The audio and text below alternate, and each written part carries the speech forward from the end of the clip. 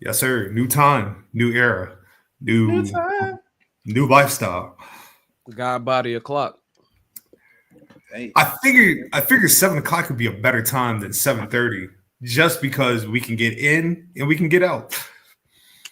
hey, bro. You know I'm And always here for leaving earlier. and if like the show goes over, we're still in good time. We can get a little bit more dialogue in. You feel me? Oh yeah. But I have a question for you, gentlemen. Yes, sir. Well, first I need to play the clip because the clip has been going viral today. So Oh, What? Shut up! What? That's AJ Francis No music. way! And AJ. From Pioneer City, Maryland. Yup. Holy shit! All right. AJ Francis in reality of wrestling against Zilla. So I got no issue with I got no issue with the fact that he got excited seeing AJ Francis. That's not the problem here. That's not the problem here, right? Was I surprised with the reaction? Absolutely. Absolutely. Like, you would have thought this was CM Punk returning Survivor Series the way my man reacted. Not too much on that black man. Not too much on that black No. man. Yeah, it's not on AJ. Not on AJ. Right. Dallas, what's up, bro? Good to see you. What up? So the question of the week is, what wrestler would you give that exact same reaction to? And it can't be like your favorite. It has to be somebody you, like, people would not expect you to pick. oh, like ever? So I'll give you an example. If this was me as a kid, that was me to Tatanka. Okay. I would have went crazy anytime. If like Tatanka made a Royal Rumble appearance right now, I probably have that same reaction. You gotta, like I said, you gotta remember, Tatanka was in my Kobashi spot. It used to be, it used to be Brett, Sting, Tatanka. Okay. I know your affinity for Tatanka. I'm well aware. Of Not how anymore. That was Not your, anymore. I mean, Yeah. that was your guy at one point in time. Yeah. That's all I'm saying. That's all I'm saying. Yeah. I think I got one. Who you got, man? Hold on with that. Go ahead, Julio. Let me think. That like nobody would have just. I ain't gonna hold you. I'd have went crazy for like Trent, like Backseat Boys, Trent Acid or somebody like. Yeah. I guess that's not a. Well, hold on, that's not a fair one. Let me think. Like that niggas would be like, "Oh, you going crazy over?" Oh, I know who. What's my boy from Ring of Honor, man? Chad, my boy Chad from Ring of Honor. What's his name? Damn. I stopped smoking on this shit. But, it's a nigga from Ring of Honor I'd have been hyped for. And that was a technical wrestler in the pure era. Oh, Chad. Was it Chad Collier? Chad Collier, yeah. Yeah, Chad Collier. Yeah. Chad Collier, I'd have went crazy for facts. Yeah. That's a cut. The 03 Dean Malenko. Yeah, absolutely. Come on, yeah. You know, I like that. he had no aura, but just had some moves. Just wavy with the technical. Absolutely. You know what? I got one. Hey, man. So I had an affinity of the moonsault as a child, especially when big men did the moonsault. Whenever my man Hugh Morris came up on WCW, I was hyped. You said Hugh Morris. Man. Hey, man. I fuck with Be it. hyped. Yo, bro, I think you can definitely give me Billy Kidman, man. Allentown, Pennsylvania, shooting star. Oh, Give me shoot. Billy. Give me Billy Kidman. Yeah, I Billy mean, had that one with Hogan. Don't play about Billy. huh? He had that one with Hogan when he washed Hogan up. Yeah, Hogan fits. yeah. That's dope. You know what I mean? My bro said Perry Saturn. I went. Perry Yeah, Saturn. Perry. I got it. Yeah, that's solid. Jared, what's up, bro? What's up? Yeah. It was good, y'all. It was good. You said Dana Brooke. That's where you lost me. That's cool. That's where you lost me Dana right Brooke. there. What is the greatest Oh 20? man, Dana Brooke. I see what he see. Ah, I do though. Yeah. there's no elegance with that, Ash. Oh, man. Yeah, I'm sorry. You know what? Let's start the She be show. working, though. She be trying. Work. She be trying, just not trying hard enough. She got the drive. Yo, Yeah, let's she's start. from my city. Yeah, talk that city talk. She from my city. Go out. Yeah, no, nah, man. Yeah, I'm sorry, bro. I'm sorry. I'm sorry. I could watch her. I could watch Oscar watching her for days on end. So yeah, look, she about to lose to the Mega Chin soon on TNA programming. So Oof. yeah. But on that note, let's start the show.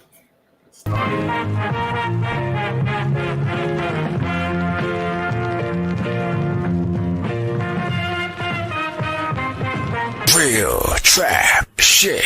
This is the peak of professional wrestling. I love it.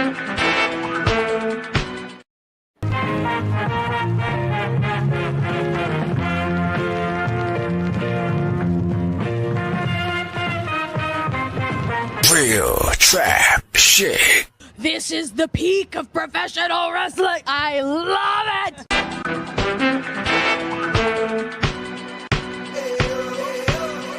Once again, you're tuned in to the BG Dub. What up? Hit the subscribe button and pour a cup. We back up soon as Scotty beams. Collar and Noble conversation served with a side of collard greens. Nolo's the biggest heel in the photo. D-Mac and Chaz shooting hard from the logo. And off the top rope, starting that guard from a locker room in Philly, they got low. Black guy, BG Dub, throw it up, yo.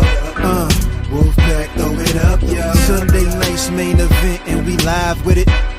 And this is where we hit the logo. Got some crappy shoes on. It's never ironed. The shirt is too small. The shitty scarf and the terrible ass haircut. And you think that you're better than War? Give me a break.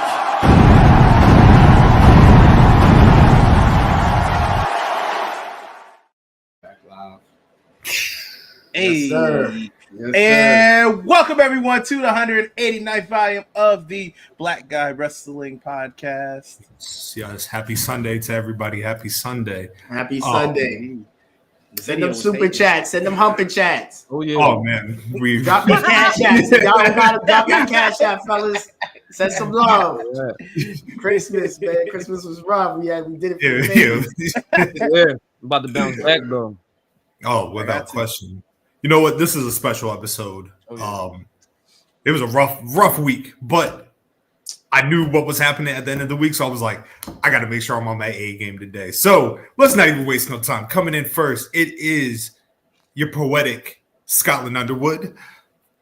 Coming in second, it is your BGW Hater of the Year 2024, Nolo Green. Mm-hmm. Coming in third in the fifth chair, BGW Pod. AJ Styles P, all of those good things, low chaps. I'm overcharging niggas for what they did to the Cold Crush and to Cold Scorpio. Never forget. Special love to D-Mac, and D-Mac's currently in his bedridden, and I believe Chaz will be joining us earlier. But we don't do Feel better, D-Mac. Yeah, feel better to the bro. But we don't do guests on this podcast. We do co-hosts. And the co-host that we have today, there's not enough words I can say about this brother right here. The absolute legend, the BGW Hall of Famer himself, live from the Almanac Show, our guy, Heartbreak Julio, the legend himself. Yo, I love y'all brothers, man. I Welcome, just Jules. wanted to do my Welcome, brother. acceptance speech, too, for my Hall of Fame speech. I wanted to save it for this moment right here. Oh, go for it, brother. The floor is yours, man. Dude, to be honored by this esteemed panel of thought leaders in this space.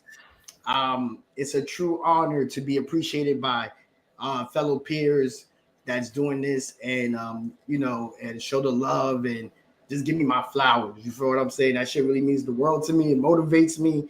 I appreciate y'all. It's love, brothers to brothers. It means the world to me. Thank y'all, all the viewers, all the supporters. Keep supporting these brothers. I told y'all the Temptations, so that's it. You know what I mean? But it's love. We don't break up. Y'all gonna survive it. You know what I mean? Oh, yeah. Having you on the pod, man, is already a big deal to us in general. Like I said, we've had conversations off the pod. We've had the opportunity to tell you on the pod, like, there is no BGW without Heartbreak Julio. So just the fact that we could break bread, as brothers, just it always means the world to me, man. I will forever give you your flowers any chance I can. So just thank you, bro. Thank you. Yo, man, I appreciate you. And you are shining example, because I seen your tweet where you didn't have the toughest week, but you still pulled up, you pushed through. So flowers for you, brother. And thinking about you, man. Keep your head up. You feel me? Love, now I came to talk shit. I got this. Now I came to talk my shit down. We here. We are. Yeah, we good. We good. You know what I mean? We gave Nolo a break last week, so we getting back to hating on him. So we are all in full swing. Ain't that right, Nolo? I mean, was it really a break? It don't feel like it. It don't feel like it. Was it really a break? That's my thing. We didn't say nothing slanderous about you last week. You know about that? What did we say? I don't know. I feel attacked every time, though. That's all. That's all good, though. That's projecting. Love you, Nolo. Thank you. I gotta give me more. I gotta give me one, Scott. I gotta give me more. Of course, you're giving love to the person who lost in tribal combat. Tribal combat. That's all good. It's all good. You predicted to win. Yes. Yes. Had a whole storyline and everything. I was with it. Yeah, I mean, look. It didn't go well. It didn't go well for Solo. Didn't go well for a lot of things. But let's talk about it. The Raw era of Netflix finally kicked off Monday. This was consumerism and capitalism at its finest. Yeah, it was a party, man. It was a party, man. Let's talk about it. It was a party, man. I don't know what niggas expected, man. Shit was a party. Victory lap. We getting back to business tomorrow night, but it was a party. So I think people saw, like, they were like, oh, it's gonna be like a PLE, and you know what I mean? It's like, no, you gotta impress the new investors in one way. Like, that was that money, baby. That was money mania. That was money mania. Absolutely.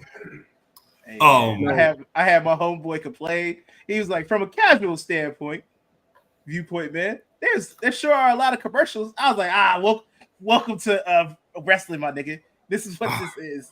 That was the most commercials I've seen in like mad long. Yo, I'm gonna tell y'all something. I sat on this very podcast, episode 155. Am I bugging? No, you're right. Yeah, whatever the third look was. But at that time, we was talking about Mania getting into Mania season, and I sat on this very podcast and said, "Listen, man, we're going into a Wrestlemania season in which the stock price needs help." At that point, it was almost about 100. Right now, at that time, Netflix, is like the stock price king. You dig what I'm saying? Like they had, well ceiling the 100, right? But at the current moment, TKO Holdings is at $140 a share, so it's something's paying off. Oh yeah. And then to start off with somebody who just bought a whole bunch of shares, Dwayne Johnson kicked off. Well, first, how did y'all like the let's talk about the presentation. You know what I mean? You got the black canvas, got the logos on the mat, you know what I mean? I love the ring change. I actually think it's a dope aesthetic. But like presentation wise, do you think it looked way cleaner being on Netflix than it has like on USA? Yes. 100%. I was saying that. I was telling my boy, I was like, yo, USA, they're gonna have to spend a couple more dollars like that LeBron. Couple more dollars, like, because that presentation was clean. Yeah. That was clean. Yeah.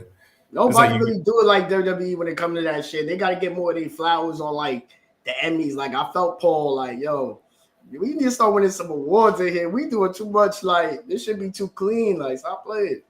I think that's why they've been like up in the production. Like I feel like the next goal for them is to get an Emmy in some way, shape, or form. You know what I mean? And like I said, it being in LA, first of all, peace and love to the people in LA. Currently, what they're going through with all the fires, so we're sending all our love to them, and people are affected. But like it being in LA, you know what I mean? Like it had that crazy. It felt like having the red carpet on a Monday Night Raw in itself it's a mind blown, right? But then we start off with that beautiful package, and I saw a lot of people complain about the package because they were like, "Oh, Triple H is pretty much telling people like, oh, it's fake." I waited for this BGW for this tape, right? Because they've been saying this all week, right? And I'm not a tribal. I love WWE. Don't let the bloodline shirt fool you out, because he back. But I love WWE. I love AEW just as I have not missed that episode of AEW. So I'm not speaking from somebody that watched this shit a long time. What is the difference from after screwing Bret Hart, Vince goes on TV? Oh, damn. Vince pretty much said the same shit.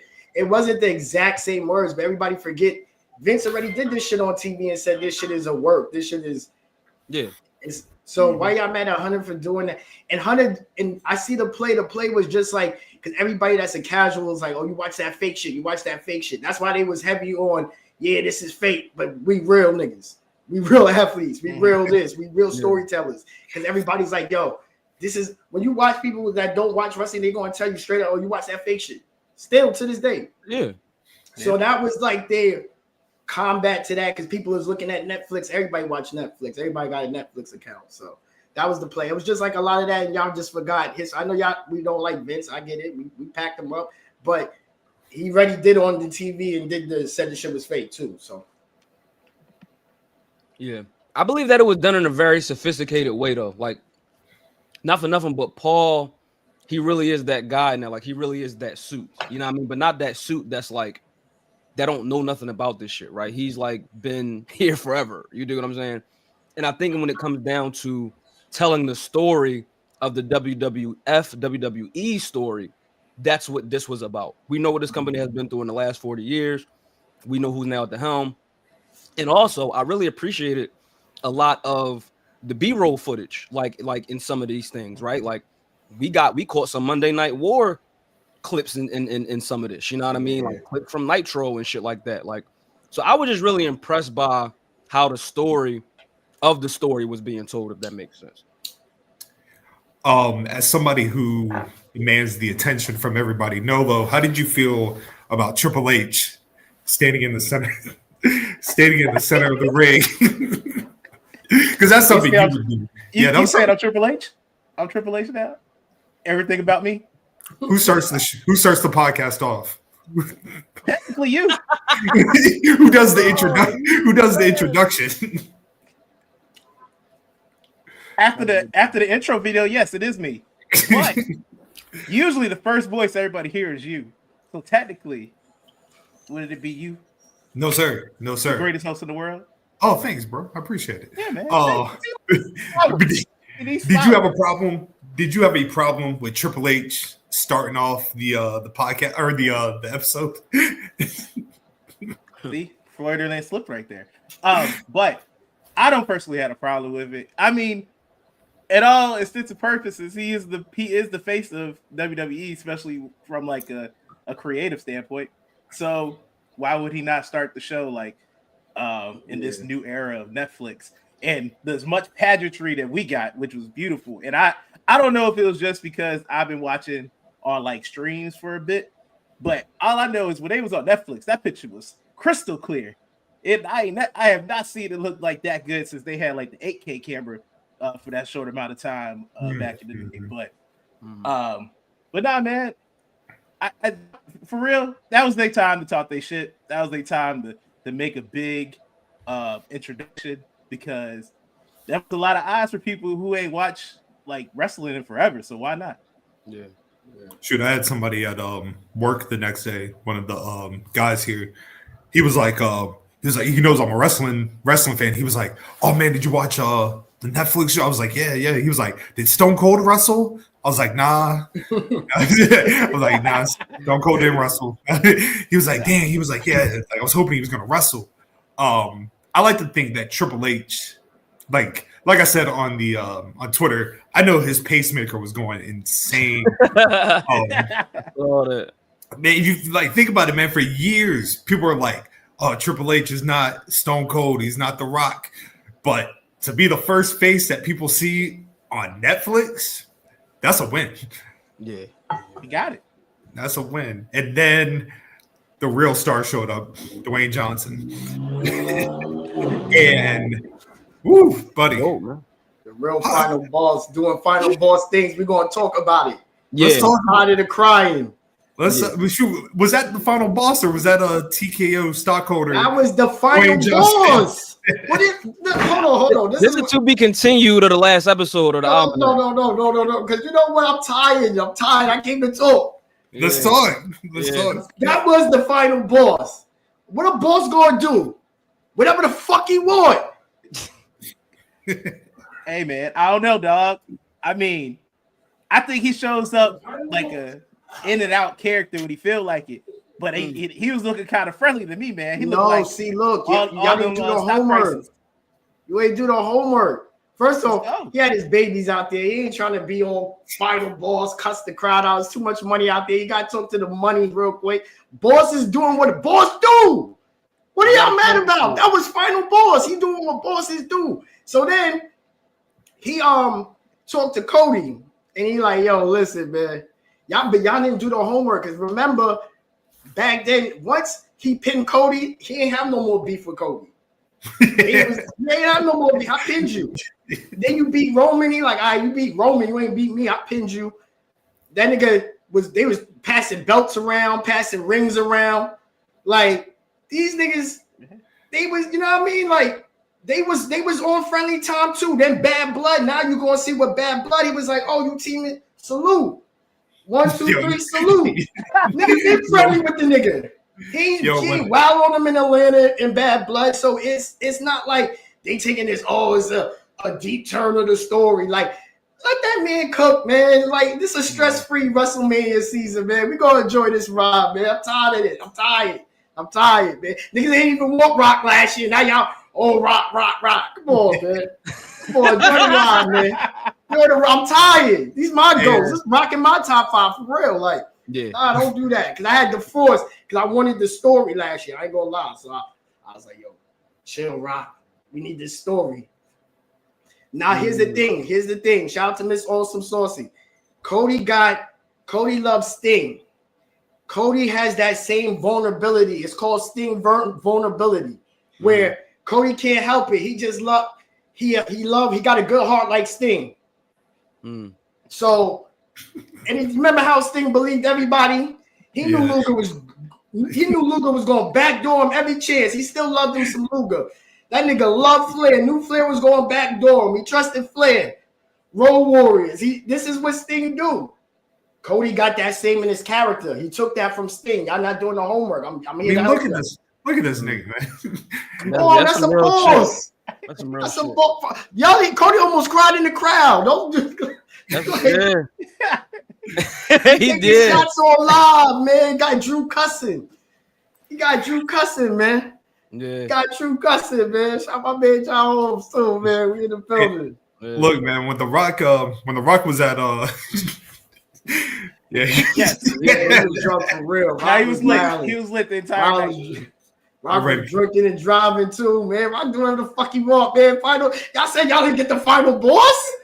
What? Yeah. Y'all got all facets of the final boss.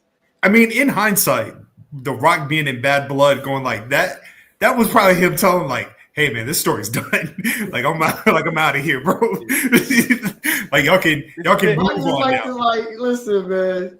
He's 20 steps ahead, man.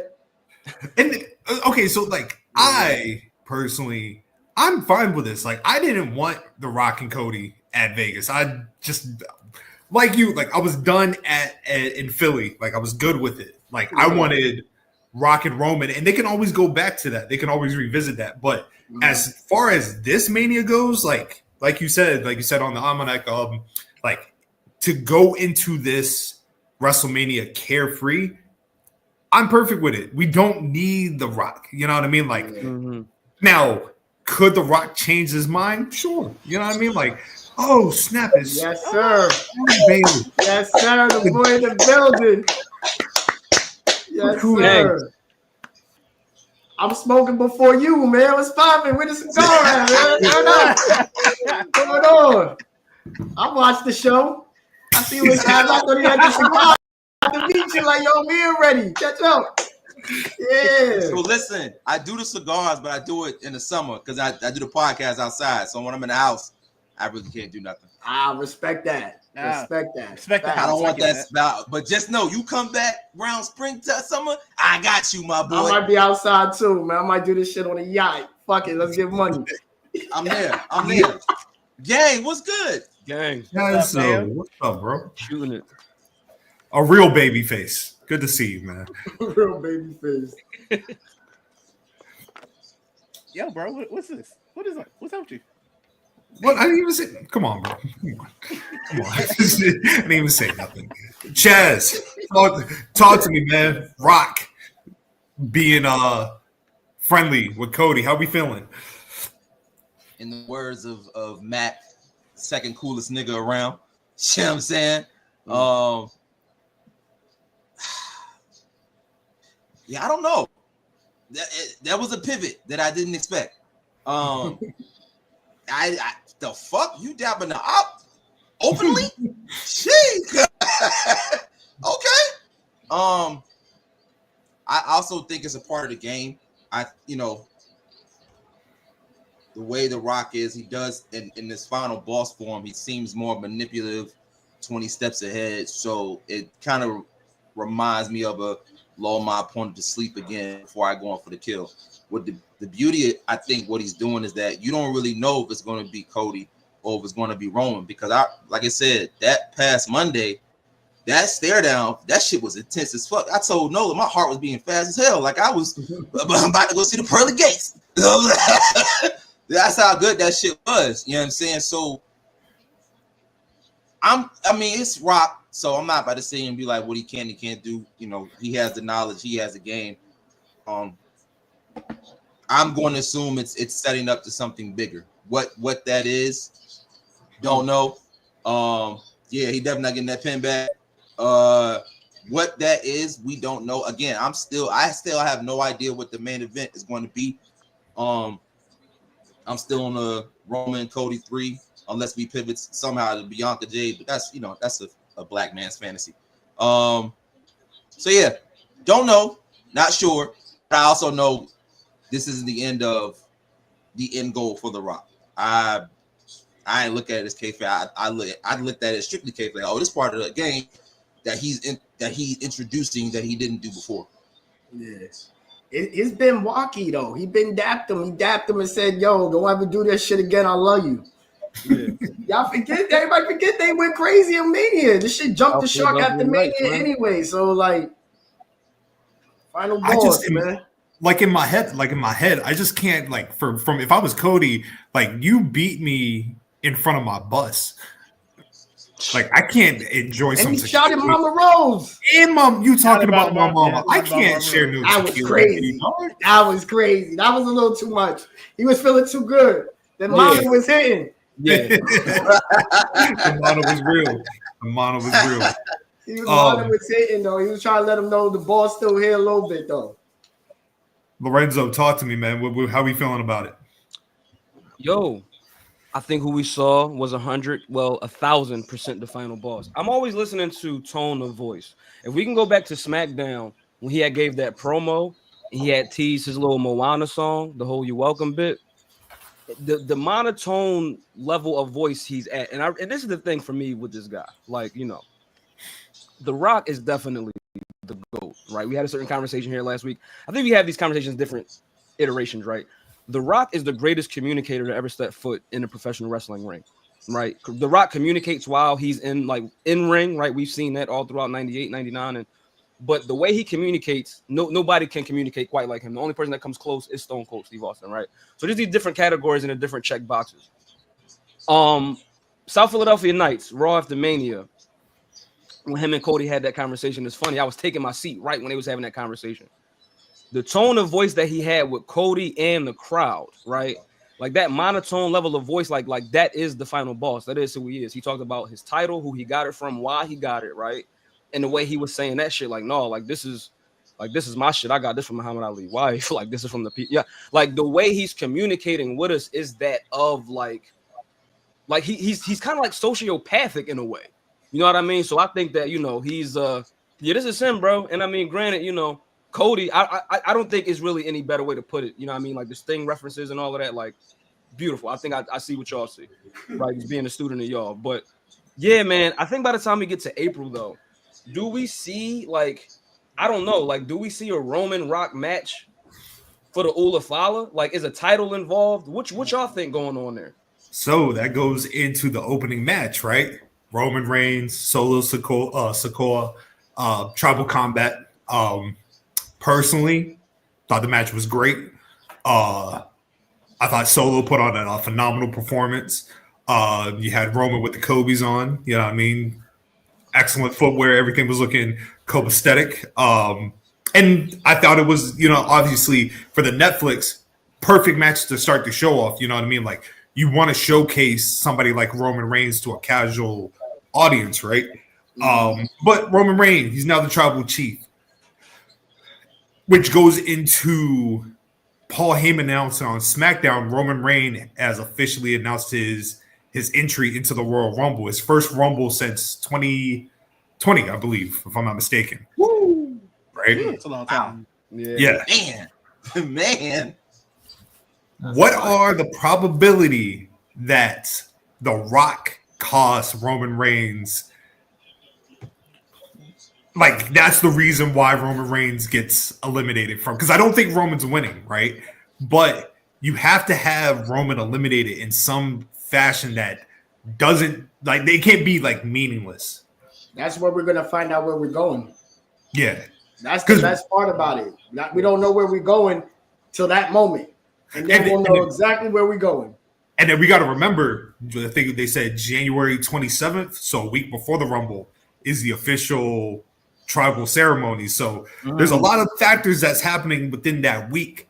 But can you imagine Roman in the final stretch of the match, and then you just hear the Rock's music go out, and then he comes out and he does the again. God damn. It's a bad book. Then Jacob kills him. Ah. Whoa! Whoa! Yeah. Take the glasses off that one. I was about to say, you don't think The Rock gonna do it himself? He gonna have Jacob do it. Oh shit. I mean, I wouldn't. Again, The Rock that nigga, so he seems like the type to get shit done himself. Ooh. But having a dog, having an enforcer like Jacob, I think you about to say what I'm thinking. Would you do Roman and Jacob at Mania with The Rock in Jacob's corner? Ooh, that's better than that. Never mind. The Rock about to go on. The Rock about to go on the Moana push right now. Oh yeah, I feel. I thought we was gonna get like more into it with him helping The Rock.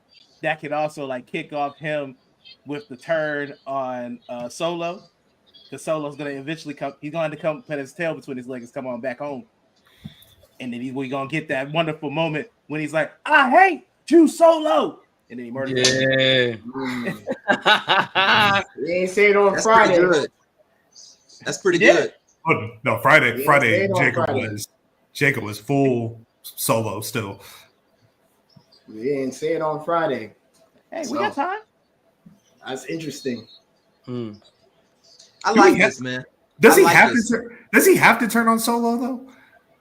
I don't know. I like them as a gang. I like them as like young niggas getting busy.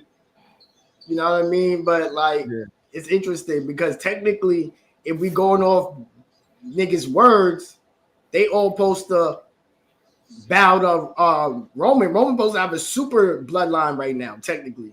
If we going off of that, but then niggas is still scrapping and beefing. But because Solo told Roman, yo, if you beat me, I'm gonna acknowledge you. So, and then that means we all gotta fall in line.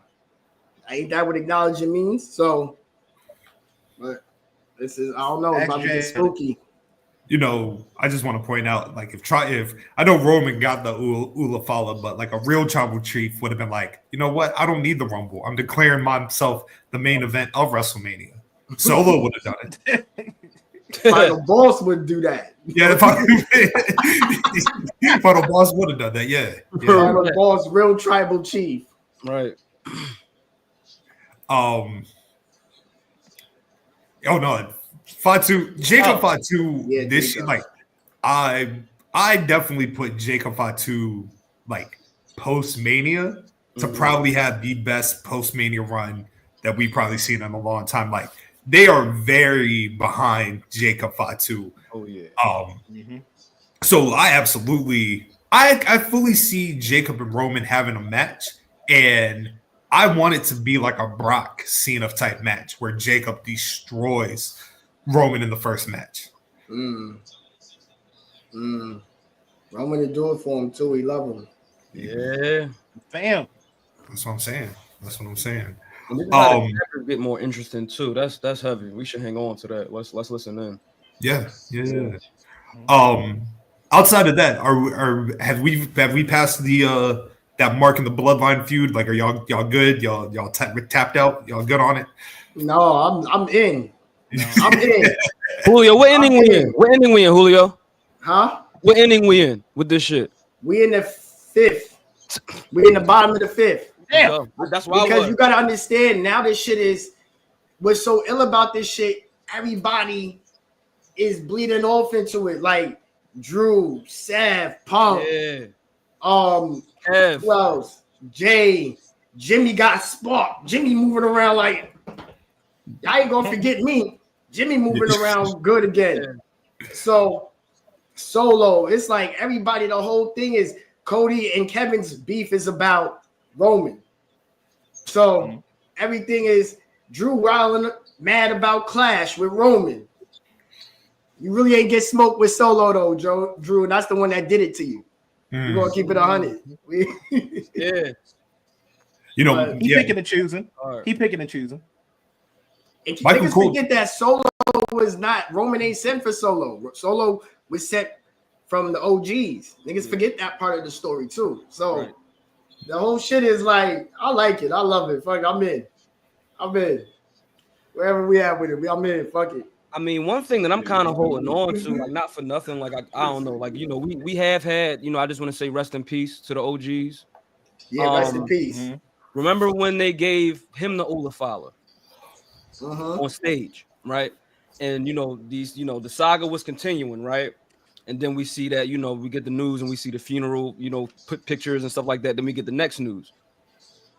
I realize somewhere in my mind, I'm just like, yo, like, what if, like, again, these Easter eggs, man, like, again, you know, Jacob during prison time,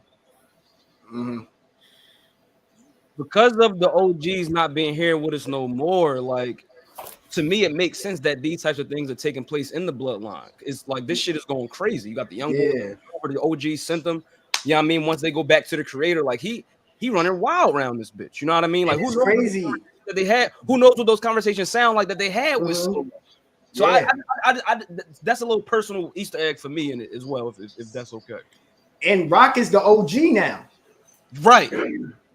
So that so, that's the great Rock the OG. That's why that meant something at the end, because he the only one that could do it.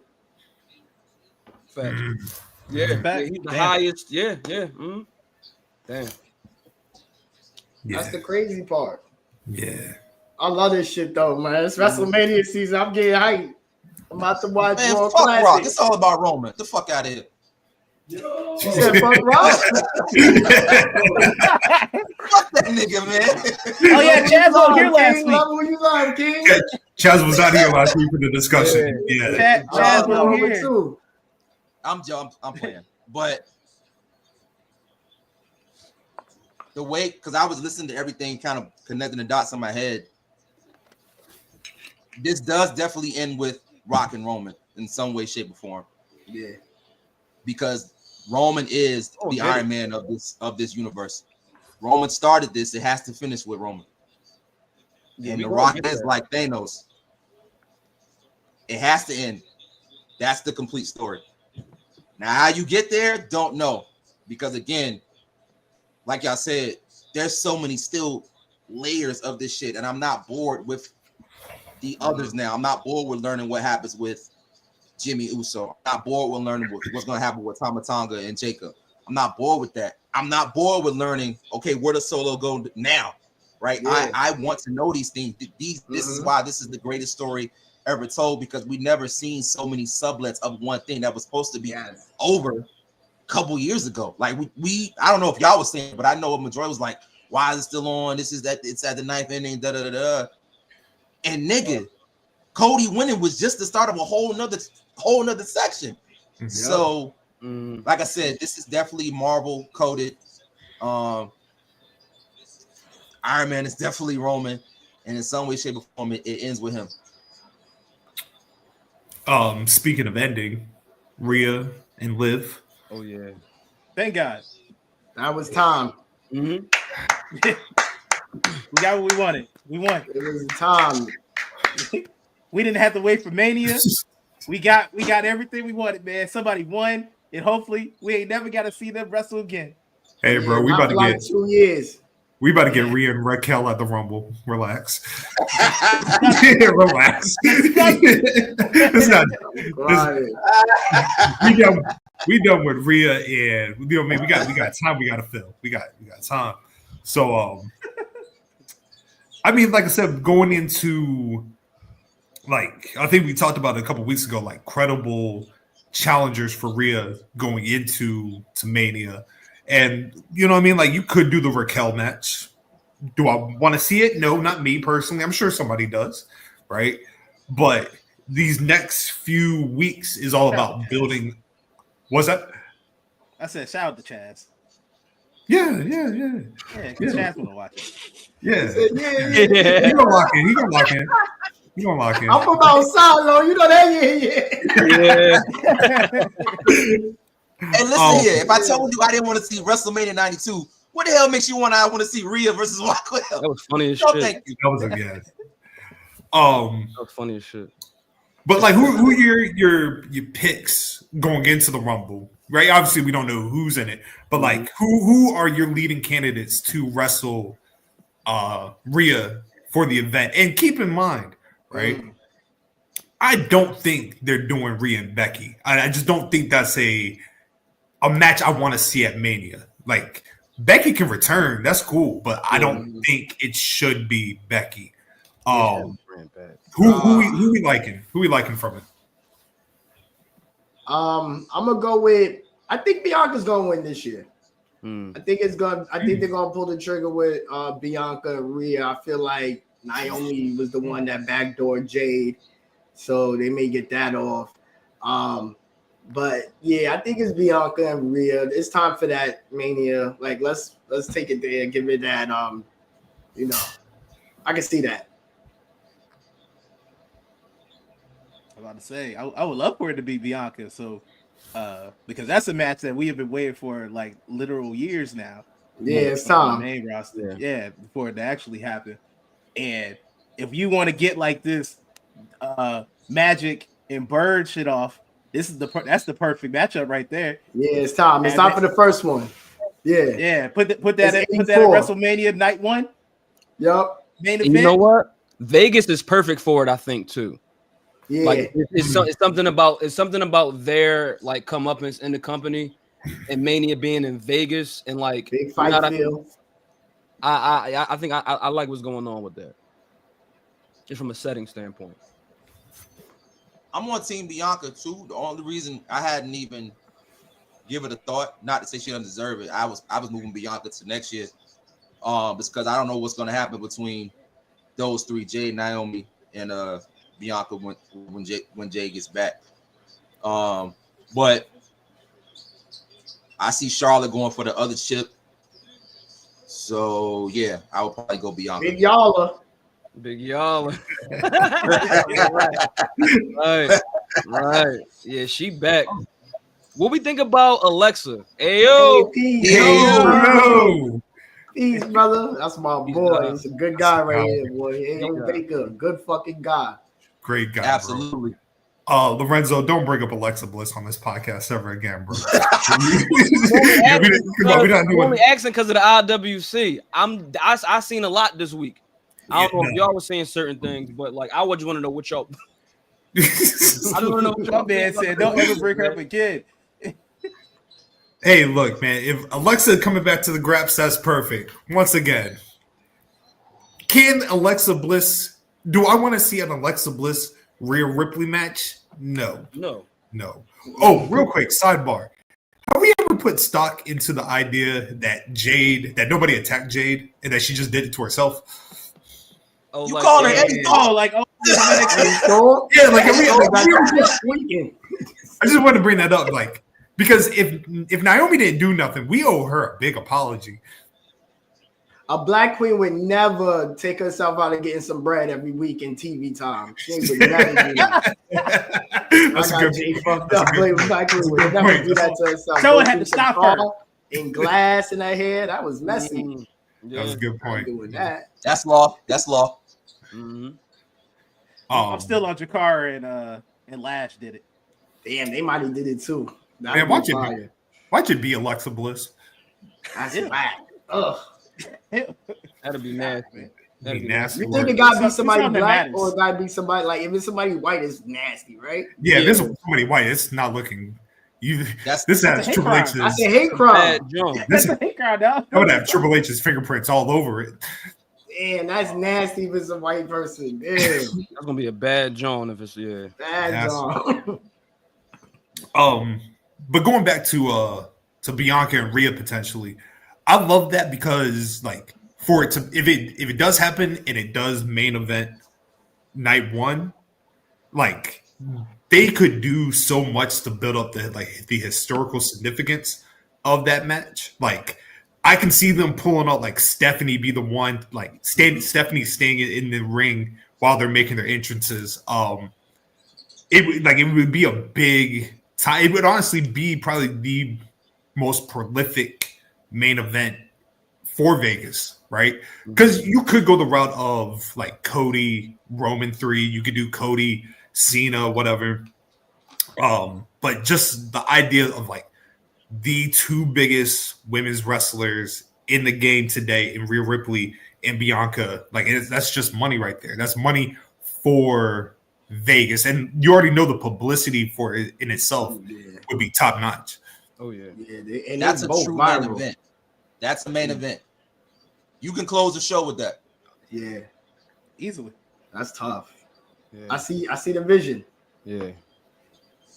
Oh, if Triple H had that match open, WrestleMania, like Tony Khan, Gato, like Triple H not winning BGW Booker of the Year in 2025. if that opened up WrestleMania. Yeah, you gotta. I'll be disgusted. You gotta protect that. Cena's promo. How do we feel about that? You know what I mean? Like this is the last year he's declared for the Rumble. Yo, that shirt was fire. Nah, yo, Chaz, I need you to do this for me, please. Whenever in your free time, I need you to do that Cena promo with Kendrick Dodger Blue. Viral. Because when you said it on the pod, I'm like, viral. I'm like, yo, talking that viral. He said Dodger Blue. Walk with me. Yeah, this nigga Julio. Chaz, walk with me. No, we're running. We're running. Walk with me. That's all I'm saying. In your free time, just walk with me. Let's go viral. That Cena promo when he's talking lottery tickets. That pain. Cena had that 05. He had that 04, 05 draw in the beginning. That's when I knew he was on bad time. He had that on him. I was like, okay, he feeling electric. He got one in him. We got 1 year in him, man. Real goats, real auras, man. I don't know about that. That nigga you love, Scott. I'm sorry. You know what I'm talking about, nigga. I was crying on Sunday. Yeah, bro. Yeah. Yeah. That's real goats, man. I'm sorry, respectfully. You know, I like Cena is he is a true politician, man, because he was definitely testing the temperature. They want to see me go against Drew. They want to see me go against Gunther. Like he said Cody, that crowd exploded. They ready. He's like, oh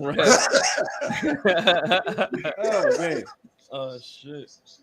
Hey yo, I think Cena should be number 1 in the Rumble. Sure. Woo! Oh, he's gonna die. Shit, why you want that on that man? Nah, listen.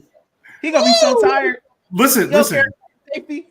I want to know how John, they saying John is committed this year. Let's see how committed you are, homeboy. Like, put you in number 1, you go an hour 20 in that ring.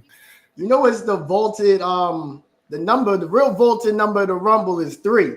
You need to go with 3.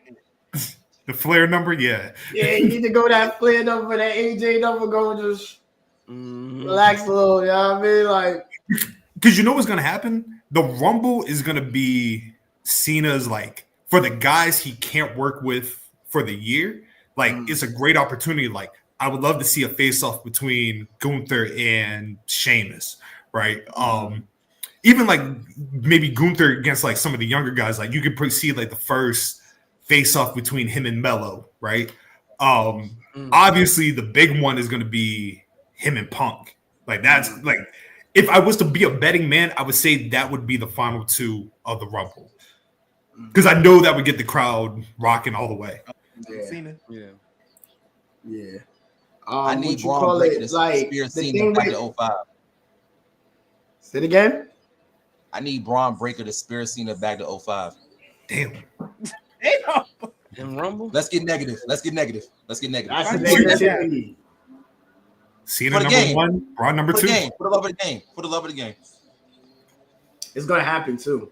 You said Cena number 1, Braun number 2. Cena number 1, Braun number 2.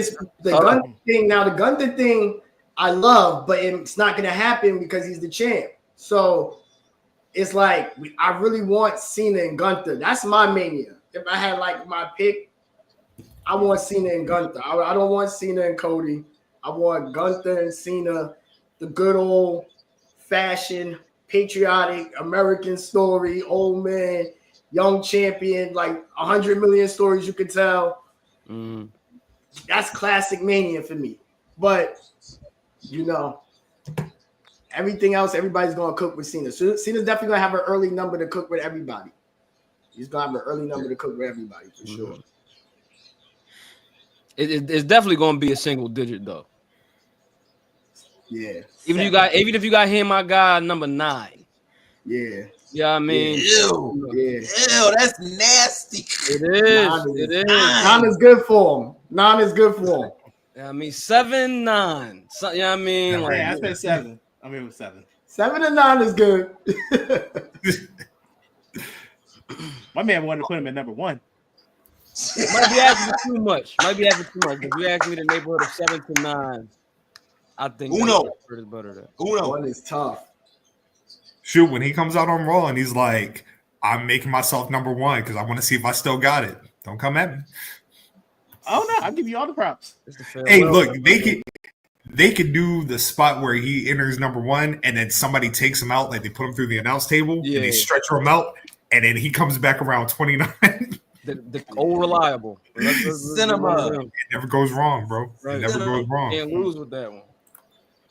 That'd be tough. 17. Okay. Ooh, okay. All right. That'd be tough. 17 is fire.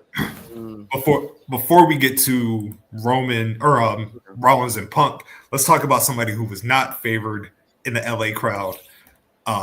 Terry bitch ass Balea. That was great. That was, first of all, that crowd, man. It was just funny.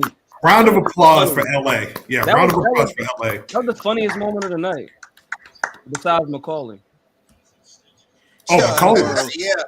that was like a funny heartwarm. You know what I mean? Hogan was like funny, like look at you, bro. Like what the fuck? Like, you know what I mean? Heartbreak. Talk to me, man. So it's funny because I just found out Hogan said some more racist shit. I didn't even know he said. It was like crazy. Like, damn, that nigga racist for real. Like, God damn, he don't fuck with us at all, man.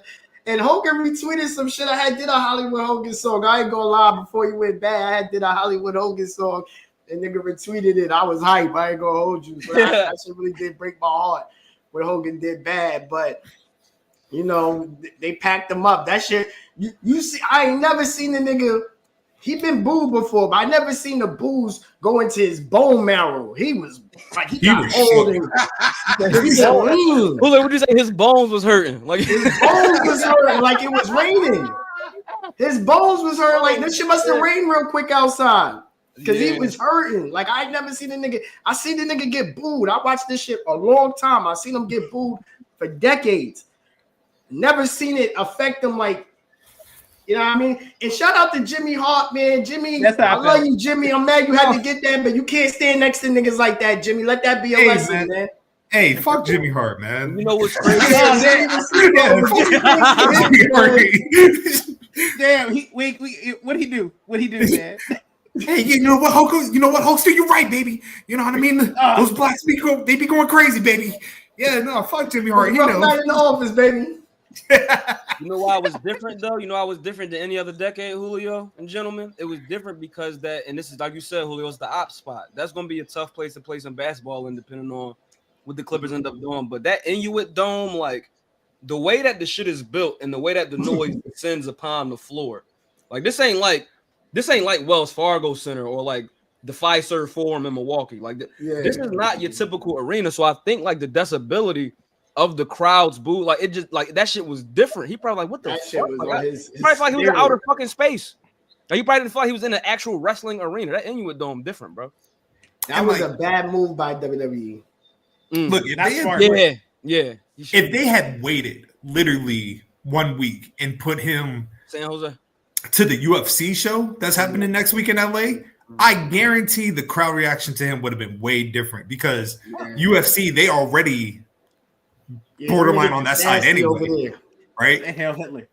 And then for everybody that said like, "Oh, he's getting booed because he's MAGA," the Undertaker came out, got a huge pop. It's not the same, dog. But guess what? You got the Undertaker on his podcast declaring his love for Omos. Yeah, you know what I mean? Like, hang with Godfather. That's his best friend. We're talking about it on the podcast. Taker was hanging with Godfather all the time. He said they was the real APA.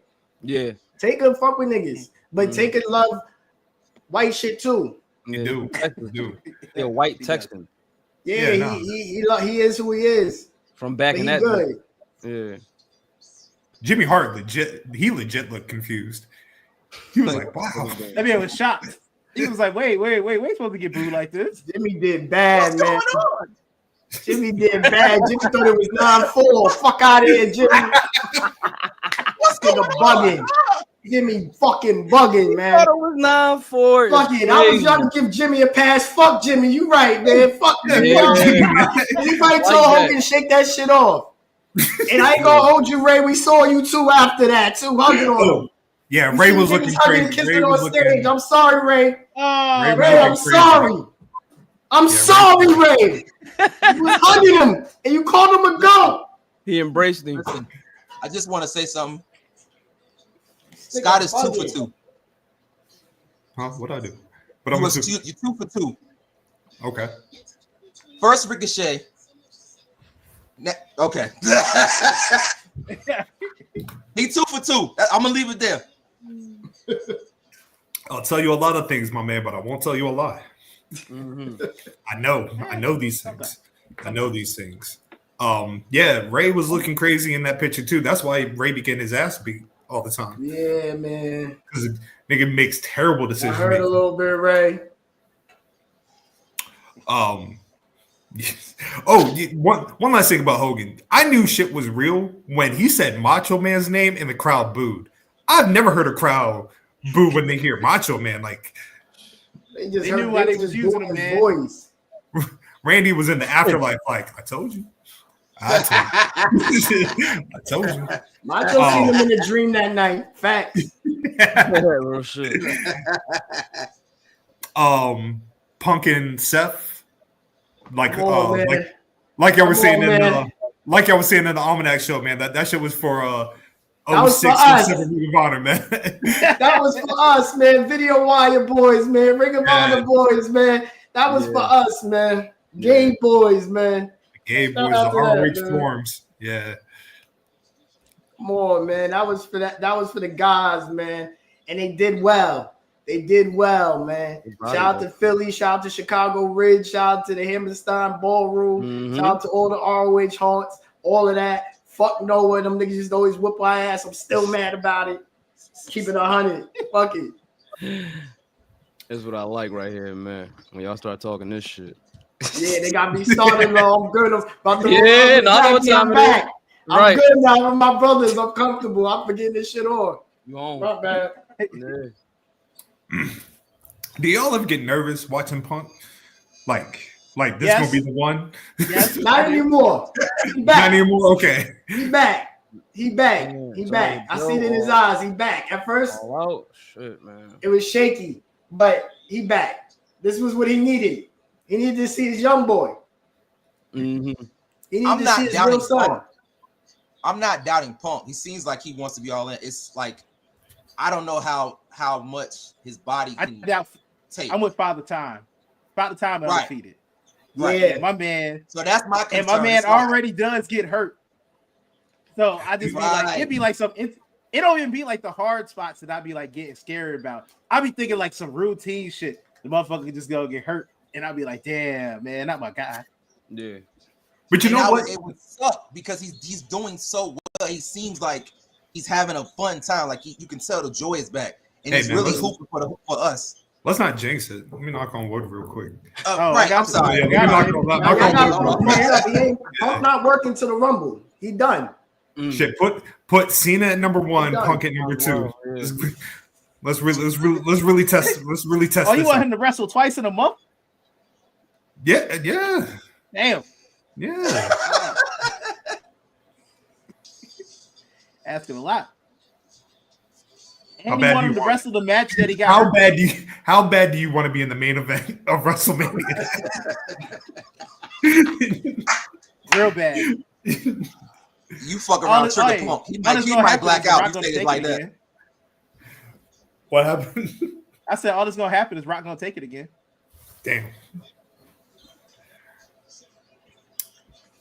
Damn.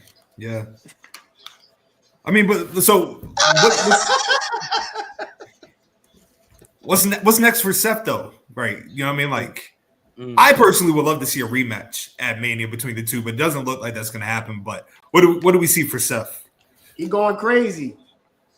He going mad. He going take a nigga eye out again. Damn. Shout out to he getting in that bag. Victor. He getting dark. He about to go dark, and he about to link with Drew and Kevin. Like that's gonna be a thing. I'm calling that too. I mean, I'm not like some forecaster with that. I mean, I think that's a good play you can see, but they gonna link up on some fuck everybody. But he about to go dark. Even if he don't link up with niggas, he gonna go dark. Cause that hurt his soul to lose to that nigga. Cause he hate that nigga. That nigga was on Van Vliet hating. That nigga hate him for real. That nigga say he ain't pick up my calls. It be like that. Niggas go bad on you sometimes. You feel me? So some niggas be all right with it. Like Kofi Pike see the nigga was all love. Like Corey Graves and them niggas see them all love. But some niggas don't like it when niggas go bad on them like that. You know what I mean? Yeah. I don't mean like. What do you think about Seth and like Bo Dallas for Mania?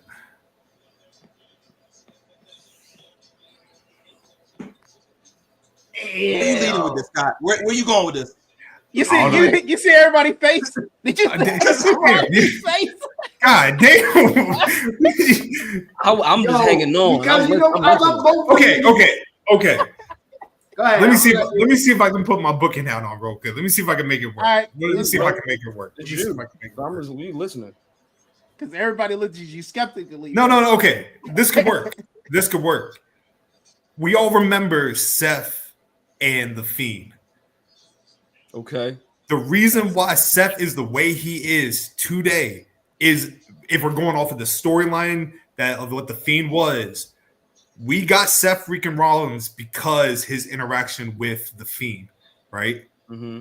Yes. The Wyatt Six could really play on that, like, we have unfinished business. We're not done with what Bray started with you.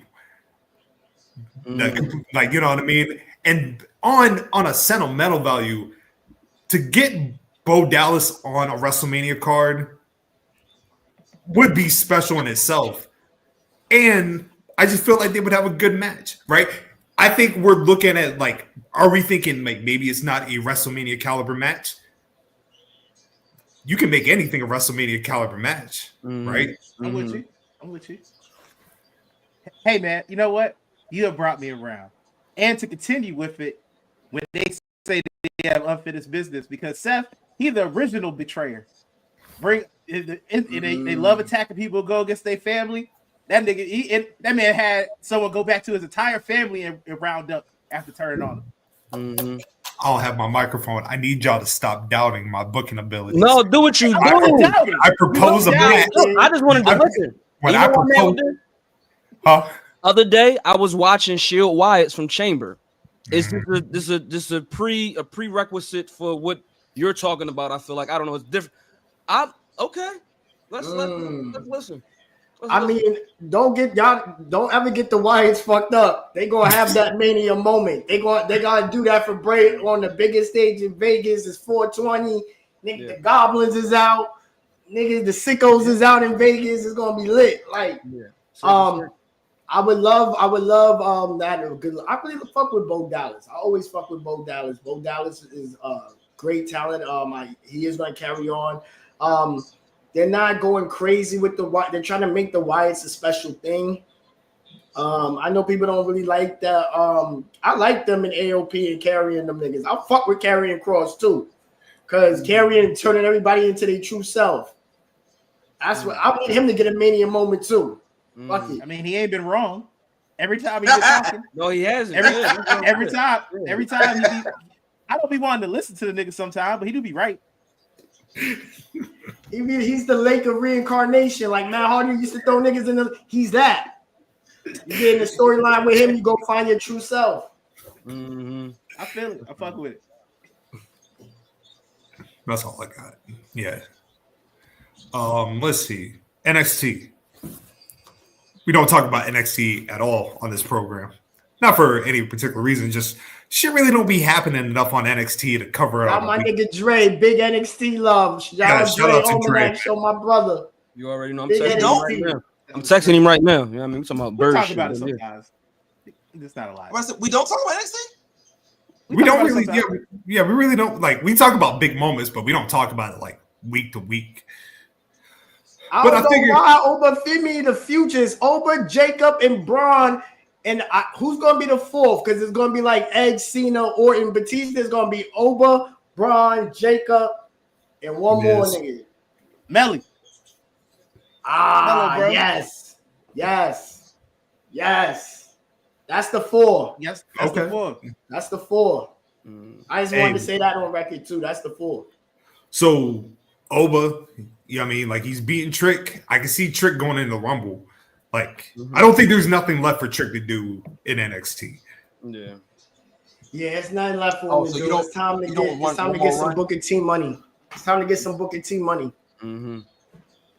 Trick gonna hold that Booker T bag on Raw. I can see it. I got the vision for Trick. Booker T, like, funny, but can get busy, be with the bitches, with the ladies, and go crazy. You feel what I'm saying? Pardon me, ladies. I'm sorry. I'm chilling with my brothers. My fault, y'all. I love y'all.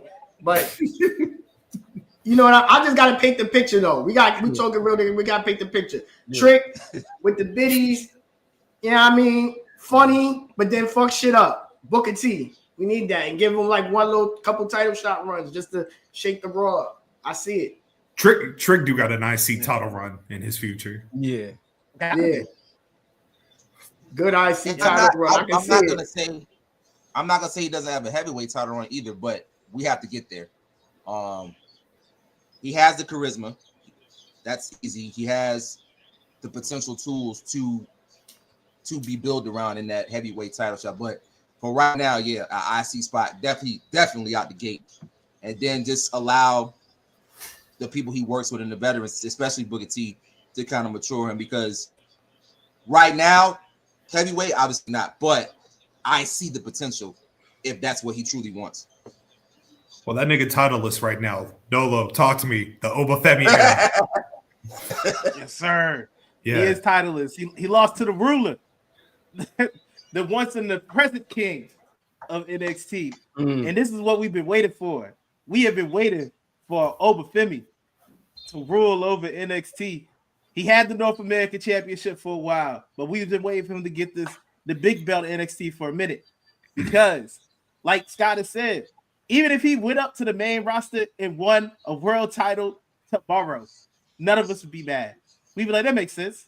Do you see that bit? Yo, that is a star. I forget how little, like, he hasn't been in the game that long. What is it? Only been like 2.5 years or so of doing this. And like, just the way that he commands the crowd on the microphone, like his presence and just the way that he moves in the ring and everything that he does, that's just a star in the making. And I'm looking forward to every single one of these feuds. Just get that Eddie Thorpe nigga out of here, though. That's all. Damn. The Bobby some boy can't get no love. Not in this house. Tabernacle, preach. Tabernacle.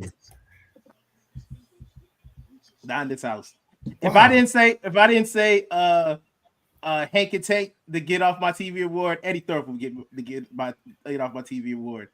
Damn, I feel you. If Shibata was to come to you right now, oh Lord, it was like, why do you want my trainee off television? What would be your response? And he's got the black trunks on. And I would tell him, I would tell Shibata. Scott. Was that about your hero running from the smoke, Scott? 5 minutes, Scott. Cena would never.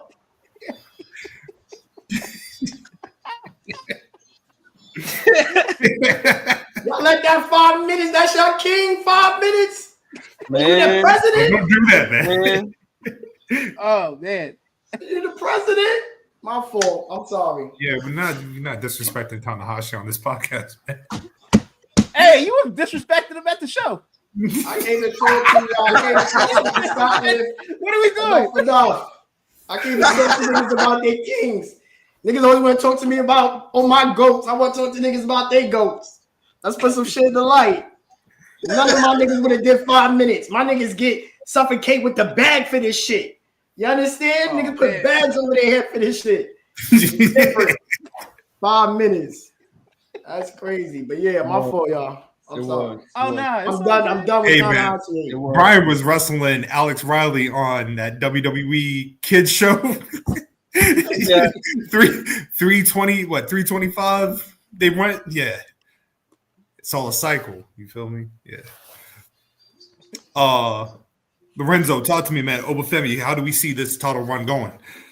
Man, I'm gonna tell you something. When I first seen this guy and I knew a little bit about his background, I knew he was very new to the game. I was very worried that like what we're seeing now wouldn't happen. That we probably would see it down the line. You know how it can be with certain cats. But obviously the last person to have the title, the NXT title, right? Taking it from him, I don't know how long this run is going to be. I don't know if they're going to hot potato this potentially to try to see how Oba is with the title versus how he is, you know, in a situation of chasing.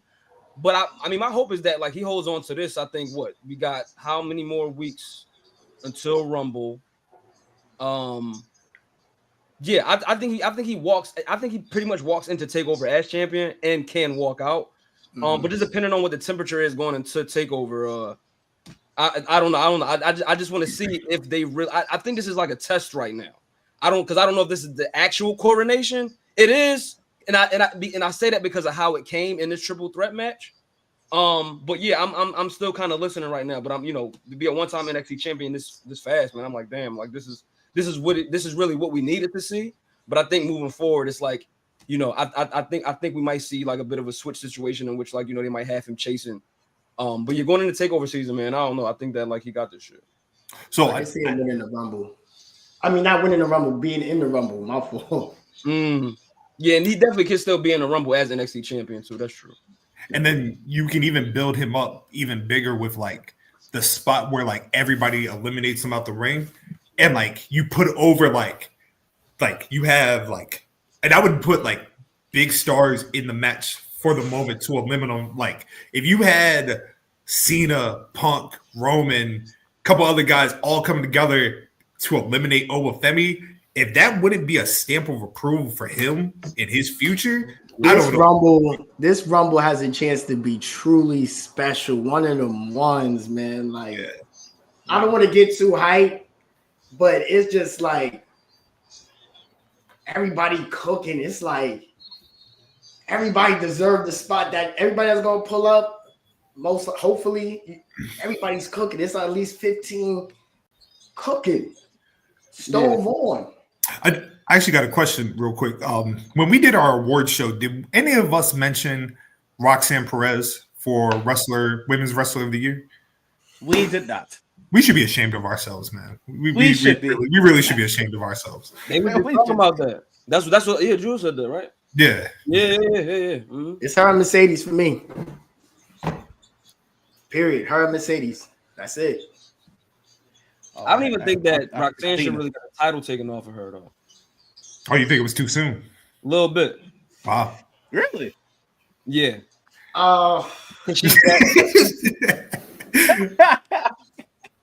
Hey, I was listening to the Almanac Show when y'all was talking about Giulia, man.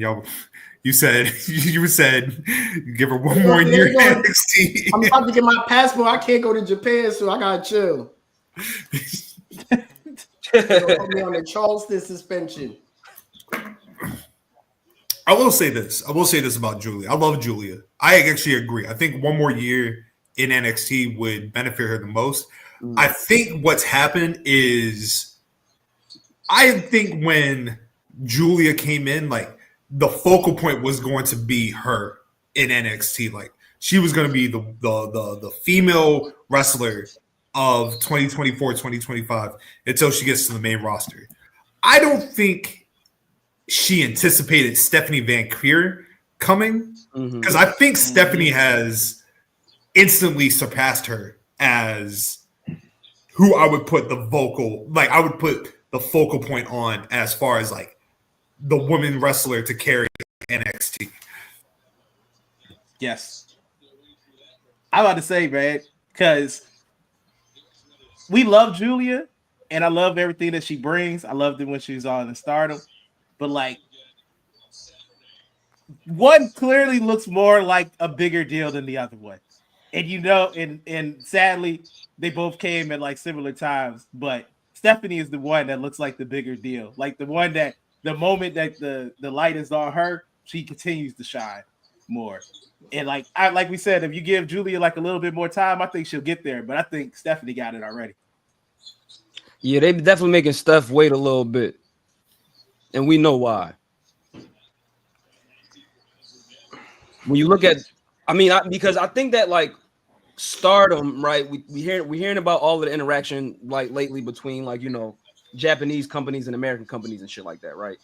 And it's not to say that like, Giulia isn't deserving of the title, whoever the case is. I just think this is a matter of politics. We recently saw Stephanie Vauquer on the competition's television. You know what I mean? Like I think that like the politics of this shit, they just making them wait a little bit longer because we obviously see what's going on. But Giulia is the Stardom one, so it's like you can't really go wrong with that. But I just think it's a matter of politics, though.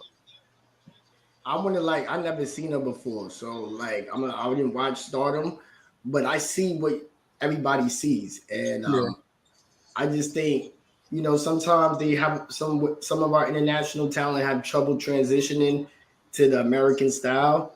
And she's not to say she's really having trouble. She's very good. Like I'm not gonna take it away from her, but like, yeah, we talking Stephanie got it right now. Like, I can't think of the name. Oh Lord, forgive me. Melo's wifey. She got it. Kalani. I can't even put her Julia over her respectfully. Just respectfully, I can't. With my RC, you feel me? But that NXT woman is a great problem to have. That division is just amazing. I will say before, because I want to get Chaz's input on this. Corey Graves was no, absolutely no. You're fine. Corey Graves was bugging when he was like, "Julia is Wrestle Kingdom Nakamura." I was like, "No, that was ridiculous." Like he just be saying shit. He just back with Booker feeling good, man. No, actually, I'll hold you. He didn't look good. If you looked at that, look at that shit again. When they look at the camera and they like, yeah, he called Wrestlemania and now he back with us. He got this face like, damn, I'm here. Fuck.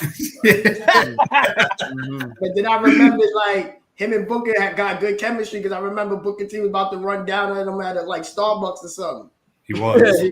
He tried to make an angle out of it. Right. Chaz, you are a frequent NXT watcher, man. What are your thoughts on the women's division? And do you think Julia can do her thing this year? Damn. I shouldn't have led with that. Sorry. My bad. I was leading with that because, like my man Julio said, it's an amazing problem to have right now, to have all of these heavy hitters in one division, and you can essentially slot whoever you want to, you think is a main eventer, and it would make sense. It's a bloodbath in the most respectful way.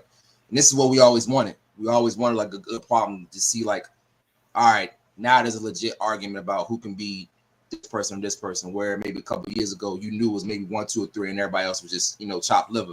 You can't say that no more. You can slide anybody from the mid card to the top card right now, and it would make sense. So it's a beautiful problem to have. The way y'all were talking about Julian and Steph, I can see it being in the same similar breath of like a John and Randy, where it's like, okay, this person is probably getting the critical acclaim, but this person's probably way better. Julia's probably getting the critical acclaim right now because of her build up, how she was built. And Lo, you make an excellent point. There might have been some type of politics involved when it comes to maybe packaging Stephanie the way they packaged Julia, because Stephanie was on the other brand. We don't know, but that's neither here nor there. But what I will say is I think a year is solid to see what it's going to be, what the hype is. I think still people are still learning about Julia, and they want to believe in what she can bring to the table because of, how we see her. But man, you ain't got to do much with Stephanie. You ain't got to do much for her. You roll the ball out and let her go. And once she figures out her voice and how to really kind of find that pro niche, because you don't have to be like the most best talker, but you got to have something. You got to bring something to the table. And I think once she kind of figures that out, we're gonna see. We're gonna see. I never looked at it like that, but Steph got it right now. But they're gonna give Julia all the keys and see what she can do with it. Chaz, as somebody that watches NXT, this is something else we got to factor in, right? What niggas gonna do when Miss Grace pull up? She a problem. Yeah. And you still got old girl, what's her name? Zarya? Really don't. Yeah. Okay, I'm sorry. She's doing her hair on TikTok right now, but she gonna cook. Even the way they booked the women's Iron Survivor match, man, it's just like, damn, like this shit is lit. Like, even for somebody like Ren Sinclair, you know what I mean? Like, who could be, by next year a real serious contender. But I know, but just looking at that match and just looking at, I'm like, yeah, like Julie's definitely gonna get this belt. But yeah, man, this women's division. We didn't even mention Jada Parker. We didn't even mention her. If they just dissolved the men's division in NXT, I'd be perfectly fine with it. Like, if it was just like NXT was 100% an all women's show, like I'd be perfectly fine. Think of it like this: like the 2 matches I watched on NXT, like the opening match, Julia and Roxanne, and then that 4-way.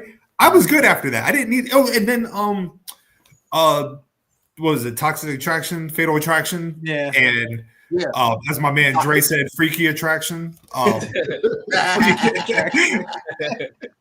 Like, and they cooked too. Like, and then you went into the men's portion of the card, and it significantly went down just a little bit. But like the women in NXT, like they have it figured out. Like they are the best women's division in the world. Yeah, and there's a reason why the first hour of the show was all with it. Sean knew what he was doing. Yeah. Yeah, that was fire too. Back to back bangers too. Yeah. I do got one thing I got to talk to you about, Julio, because you said something crazy on the podcast, man. You said you would take Lexis King over David Finlay, and that was just like, whoa, yeah.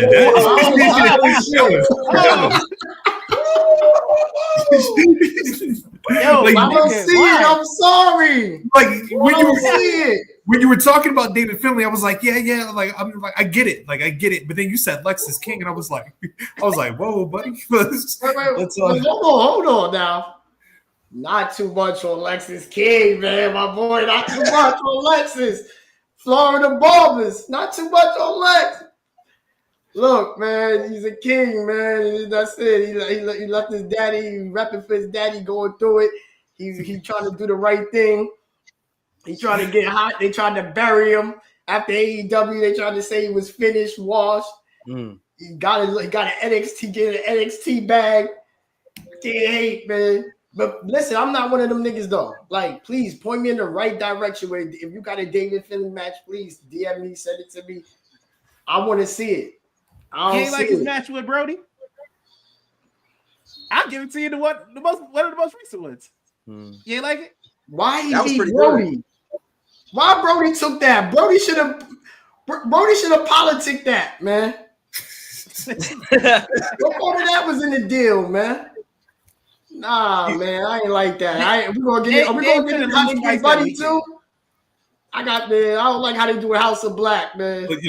You know what? It's not called House of Black no more. It shouldn't be. Let's jump over to the B team real quick because we got to talk about why Buddy Matthew got big broed by Will Ospreay, man. That shit was crazy. Yo, this is what should have happened. Y'all remember when the Russians was jumping Dusty and Flair in the cage? Then Dusty came and saved Flair. Then his niggas jumped Dusty. Niggas should have jumped Will after that. They should have just jumped that nigga. Him and Brody and Julia should have just jumped that nigga. Why you talking to me like that? Fuck out of here. I think said, yo, that was like CJ Trout when he was with the nigga on the Bears talking to him, and they like, yo. You're right. Nah. You're right. Nah, they would have to jump him like the Horsemen. That would have got him hot too. Yeah. Mind you, Buddy older than Will too. So the fact that Will was like, you gonna be somebody one day, insane. Like, Buddy got a great resume. He got a great resume. Like I said in the group chat, like Will was pretty much like, his is better. He was like, yo, yeah, you may be married to Rhea Ripley, but nigga, what titles do you got? You got nothing. You got nothing, man. That shit crazy. You made a big Wrestle Kingdom. Damn. But okay, so it's looking like Malachi is out of there. It's looking like Malachi, he's coming home. He's looking like Malachi's coming home. As he should. Royal Rumble, let's get it. Yeah. Once again, we've talked about that word washed a lot on this podcast. I believe everybody else, like, I didn't succumb to the idea that Malachi Black is washed, right? Nope. Sure, there was a clip that just came out. He wrestled an indie show, I think, yesterday. Cooking. Once again, I think it's AEW not knowing how to position people to let them do what they need to do. Like, I don't think Malachi Black is a... they let him do what he wanted to do, but I can't... See, that's what I'm saying. I got to keep it 100. Like, Tony gave him his own game. Let him do all this. Nigga didn't take no loss. Dude, I think what happened with that, I think there was the plan in place for them to do what they. I feel like they were going to be a top level group, but I think when Julia Hart blew up, I think that's when the pivot happened. They were like, "Oh, we got ourselves a white girl that's getting played, nigga. That's top priority." You know what I mean? Like white witchcraft. Let's go. Yeah, they was all bitten with injury, except like you know what I mean. Like all of them got hurt at bad times when they was trying to build with him. It sucks that happened with them. Like, but then also you could tell like he wasn't enamored with them anymore. Also, so and once the nigga don't got that spirit when he seen Adam Cole and that nigga was, I think he just said I'm done. That was it. That was real shit. Like he wasn't lying. He was done. He was like, I'm finished. I'm done. I've seen enough. That nigga, go ahead, do what you can. I'm done. So it was over after that. But it's good. Everybody wins. They had a time was had. Not Buddy. Buddy not winning. Buddy got to prove it. Buddy got to prove himself in the eyes. Yeah, Buddy got to prove himself in the eyes of Will Ospreay.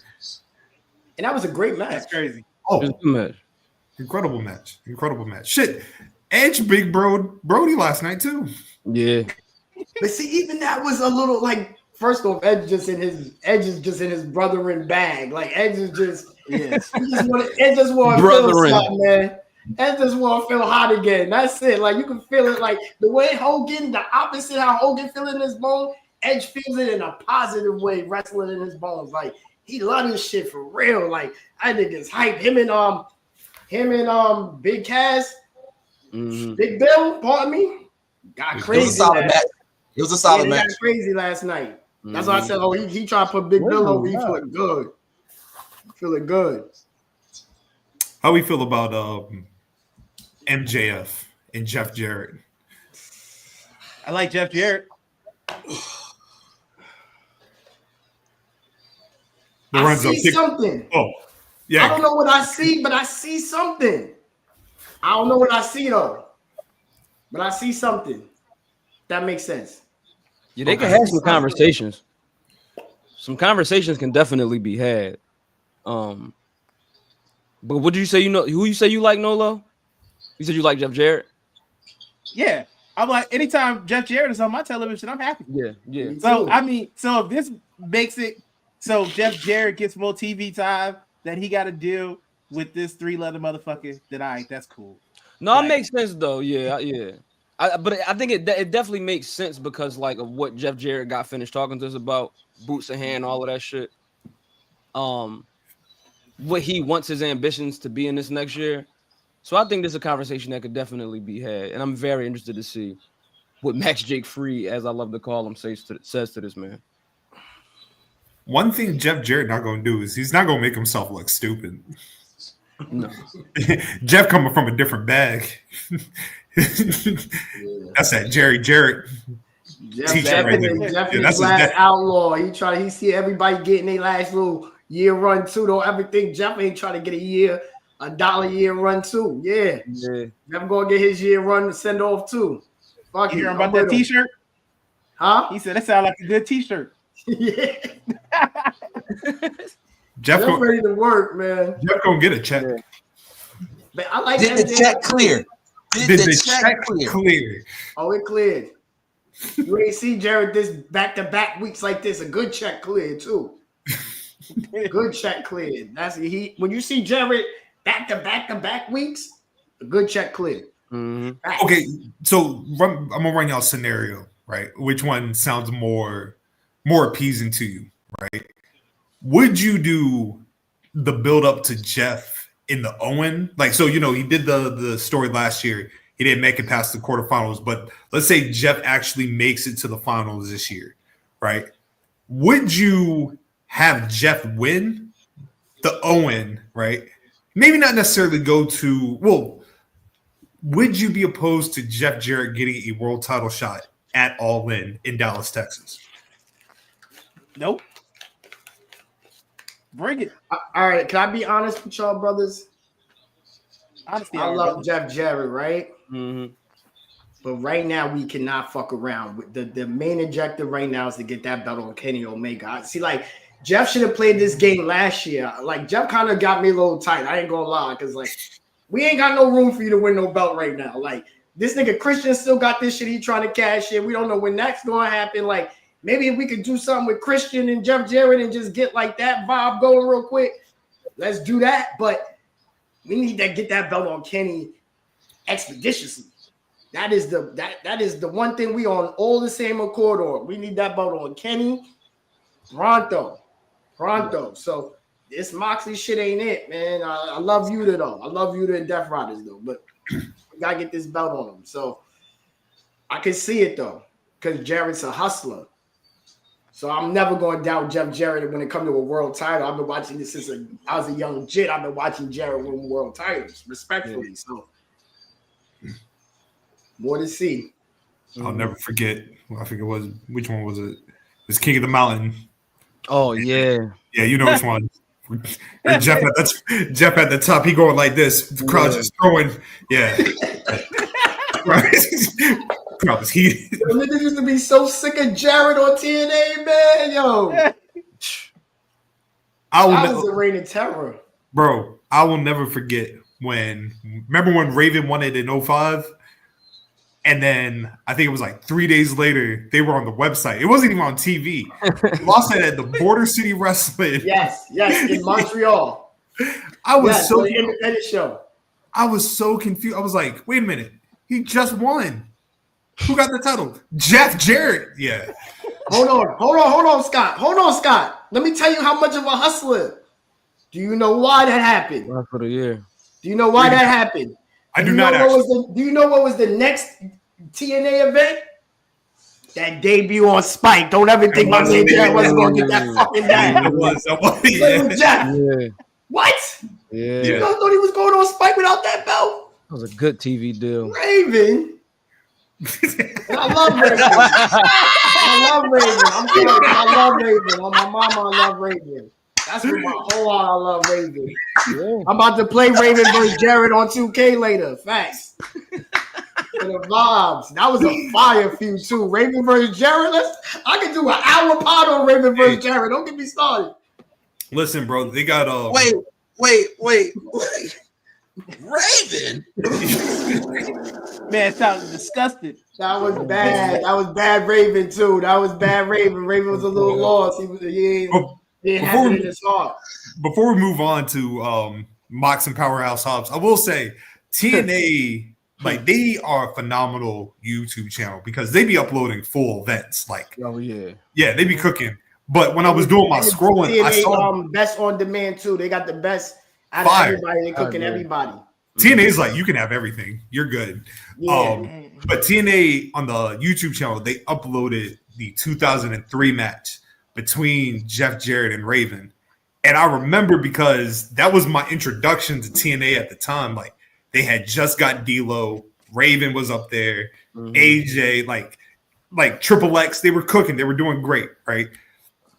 And I remember at the time, like, the push, like, because Raven had gotten himself healthy. Like, on the indies, he was doing, he had just started the feud with Punk.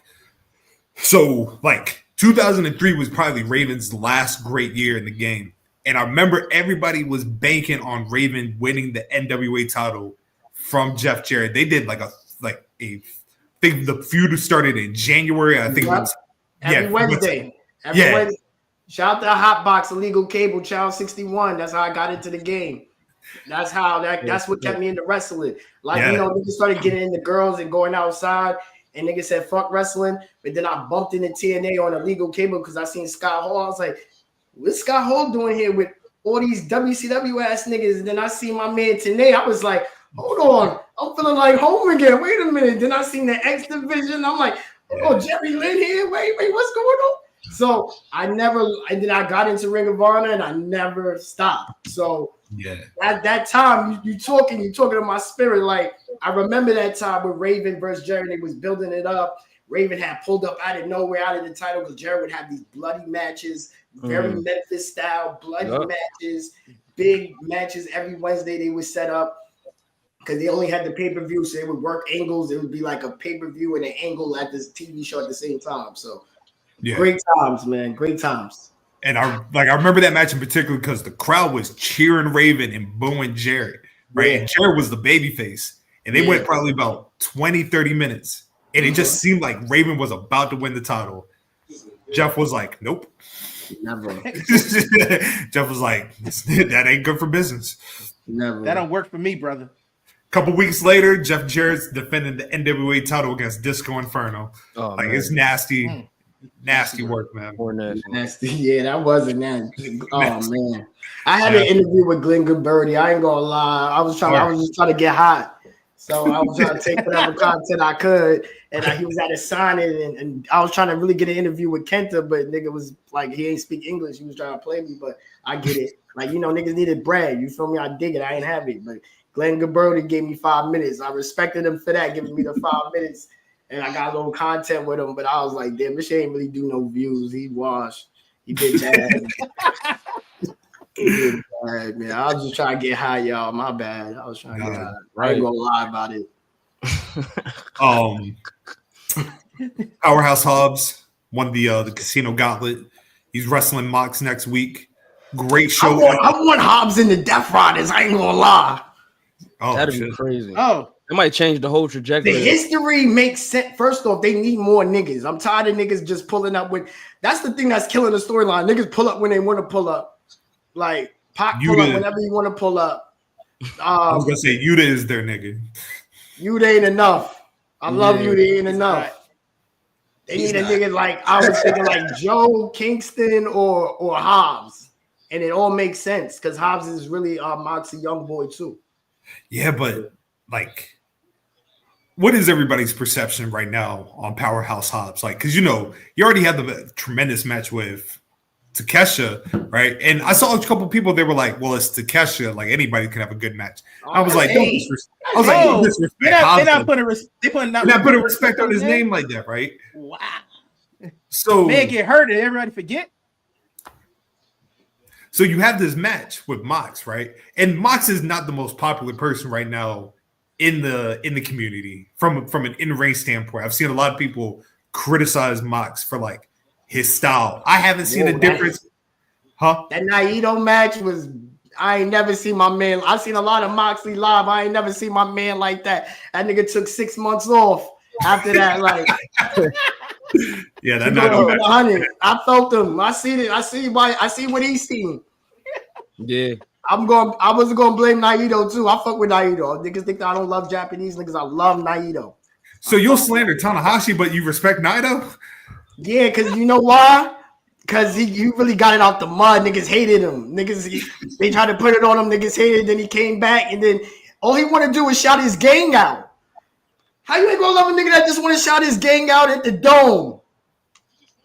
That nigga been trying to shout his gang out for 7 years. That's another thing too. Y'all let shit slide with repeat shit. It be in America, it be a problem, and then get the same shit in Japan, and y'all love it. I'm just keeping it 100. I'm just keeping it 100 tonight. Fuck it. I'm Hall of Famer. I'm BGW Hall of Famer. Keeping it 100 tonight, man. I'm tired, but I do love Naito, and he just want to shout his gang out, and he do what he want. And he told niggas at NXT, pull up on me, have a meeting, and fuck y'all niggas. I'm staying in Japan. I respected it. Yeah. I know, my fault. I know. I gave it Steve today. I gave it Steve today, Scott. I'm sorry. I was looking forward to it too. I had to talk to you about a couple things, Scott. I'm sorry. We just had to do it here in front of the farm. I had to talk to you, Scott. And I love Ricochet too. And you be kicking my boy back in. You kick Trevor back in every day. Let's go. I'm here. Let's talk about the greats. My man Trevor pulled up with the jet. Going crazy on niggas. Pulled out with the scissors. I love this game. Got Shorty hot. My man was watching the Netflix. He don't watch wrestling like that. First thing he said, "Where's Samantha?" All right. Respectfully to Shorty, because I love what she do too. But niggas was like, "Where's Samantha?" I'm like, "Damn, my boy hot." We should cool, man. Yeah. But Samantha on the Netflix would have been top notch. Come on, movie.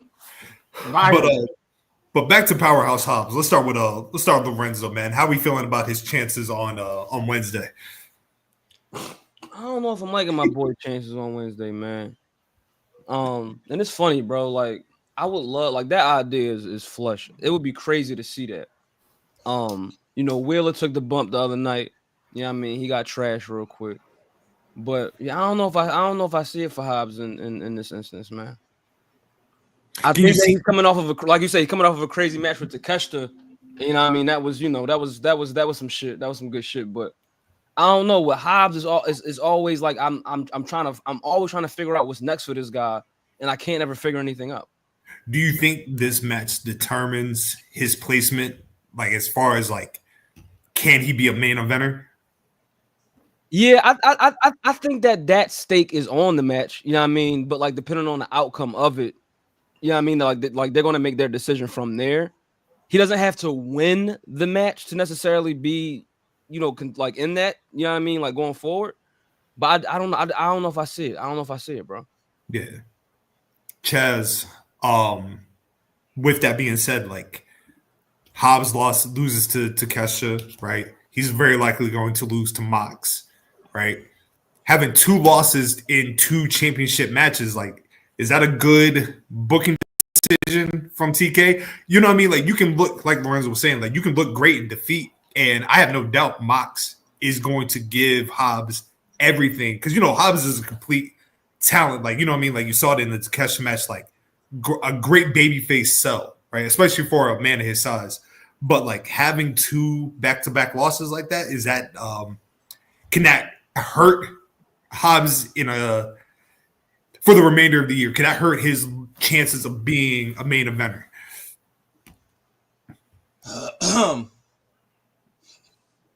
It'd be hard to watch AEW sometimes. I'll tell you that much, man. Damn. I think we all know what that means. So, all right. I thought Hobbs should have been pushed well before now. I had saw enough to be like, yeah, either heel or babyface. He has the tools to do what needs to be done. Obviously a worker, but he's more than. I mean, obviously he's a big man, but he's extremely confident, extremely big on his ego, and he can back it up, and he oozes it. He oozes this energy where you want to see what this person can do because he believed that much in himself. And I thought the first time he wrestled Mox before, I thought he was ready. I thought the feud with him and Ricky Starks was great. I've been in on Hobbs, so I don't think 2 losses back to back to 2 obviously main event players and take Super Mox is gonna hurt. Like you said, you gotta look strong. Like Trick looked strong even though he lost to Oba. Like, and a lot of us thought like, all right, how's it gonna look? Are they gonna just have the type of squash where you squash down the baby face and show the power? But no, they didn't. They let him wrestle, and it was really, really good. So you can look amazing in the loss. If it's going to happen for Hobbs, I would need it to be this year. If they're going to do anything, right now he's just caught up in the mix with the storyline. He's not really part of the end goal for the Death Riders angle. So once we get past that, and once we get past All In, we'll see. But yeah, I don't know, man. I don't know AEW sometimes, and I've let that ship sail. I just watch it for the joy of wrestling. Just to get yeah. It's joyous to me. Like, I watch it for the matches. I'm not looking for the storyline, so that's why I don't get mad about it. I be like, oh, all right, well, yeah. And I thank y'all for that. I appreciate that. I thank you. This was needed because now I can be a balanced enjoyer of the graps. That's what BGW does. Nolo, talk to me, man. What do you think? All right. I don't think him losing, like, say he loses to Mox. Like y'all said, as long as it's like a respectable, like, good match and he still looks strong in it, I don't really think it's going to affect him. Like, I can see him, like, just storyline wise, like, he has these 2 back-to-back losses, and then, like, he goes, and then he got to come back on the come up. He hasn't been back that long. So, like him even having these opportunities so fast, I feel like that's a win. And then he can go and get his get back on everyone that wronged him as he builds up these victories. And then, to me, one of the people who was a final boss of this main event route in AEW, I think he got to go up against Hangman at some point. And then Hangman reminds him, be like, yo, I see myself in you a little bit. You always get knocked down, people not believing you, and then you always come back in his nice little Hangman type of way, because he's the evil Hangman right now. But I can hear that. But I can see like something along those lines happening where he like that is his like a star making moment in AEW, where that is what gets him over the hump, and then more opportunities come towards his way. I love it. Yeah, he can't get choked out though, like in the IWGP match from April. He can't like that, like yeah. I mean, like, I don't think that should be how the match. They shouldn't go home like that in order for him to be booked better going forward. And that's the thing. That was Jon Moxley's first title defense at that point of the belt this year. Yeah, but it shouldn't go. We shouldn't get a rerun of that, or like a remix of it that includes the Death Riders. You dig what I'm saying? So I don't know, man. Heartbreak. What we thinking, bro? Listen, I love Hobbs, man, but it's just like I don't think they're gonna give him the belt. That's just how I feel. But I think he's gonna be all right. 2 losses, niggas take 2 losses. Ospreay just took 2 losses. You know what I'm saying? So yeah. And if it's some gang shit, then we can always use that. I think this match is about more for Hobbs himself personally because he hurt himself wrestling Mox. So this is some redemption for him, and to have this moment and to have this little belief. And he had a great match. And he's somebody I do want to see win a championship. You feel what I'm saying? Again, he kind of falls into Jeff Jarrett mode too right now. I'm also a WCW nigga, so I love a good Lex Luger on Nitro beating Hogan. Surprise. Dynamite needs that. Dynamite needs a good little title switch, fuck some shit up. Like, oh, let's get hot. As you know what I mean? But, you know, Moxley black, and it's like, Hobbs black, and they hating and shit. So I feel like, damn. I feel like that. Like, I feel like Chaz. Like, I get it, my nigga. I just want to watch them wrestle, though. You know what I'm saying? Don't freaky pause. My fault, just in case, you know. Niggas just in case. I got y'all niggas. I'm from New York. You know what I mean? Oh, yeah. I think Powerhouse Hobbs, like the potential is like there. Like if anybody fits like the mode of like he could be the one, like I feel like they need the redemption for like what they did to Wardlow. Because I feel like they missed the boat completely. I was just about to bring that up, bro. I'm so glad you said that. Yeah. Yeah. Like truly, I would put Wardlow as like a top 5 fumble for AEW and not capitalizing that. And I don't want that to happen to Hobbs. Like I don't want Hobbs to be a fumble, right? Just because like for what he's been through, you know what I mean? The work he's put in. Like, you know what I mean? Like he's like, to me, he's checked off the boxes that like you would probably ask yourself, like, what can, like, you know what I mean? Can he do a good sell? He did a tremendous sell with Takeshita on his knee. Does he get the crowd? Like, can the crowd get behind him? Listen to the crowd from Collision last night. The crowd was 100% invested in in Will Hobbs, right? I would not be like, I'd be shocked, but I'd be so elated if like they did a shock title switch, right? Because, and I hate that it's a constant with AEW, like they need the shot in the arm, right? I don't want to see the Death Rider storyline go all the way to All In. It can't go to All In, right? It cannot. Like, we got at least till March for this to like start wrapping this up. But if Darby is going to be gone doing the training for Mount Everest, he's out of there. Yes, you could put the title on Kenny, and I think for business wise, having the title with Kenny would be the smart thing to do, because him and Okada at All In for the AEW Championship is money.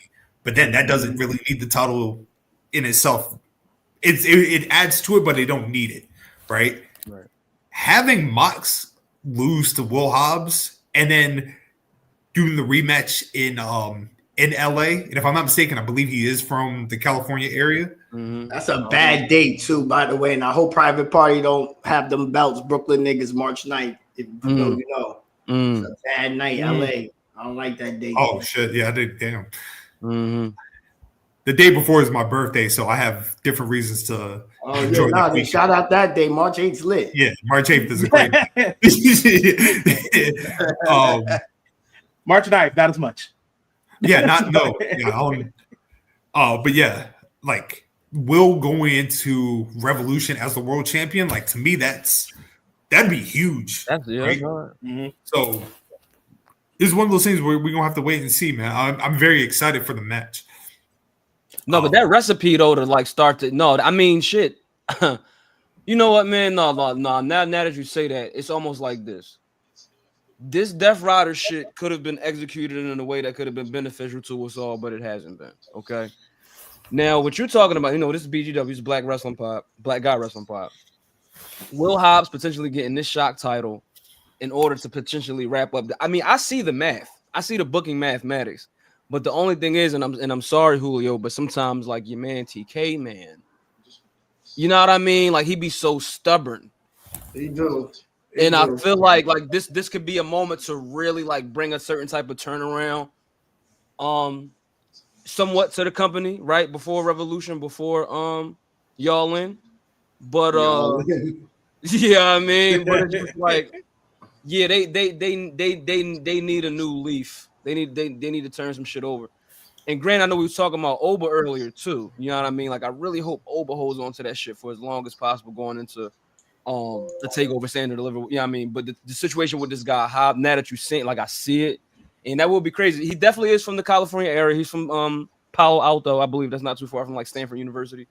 But yeah, I see it. I see it, but it's just like TK, man. Like what the bag looking like today, man. Like I don't know what the liquor read. So yeah, we're just gonna have to wait.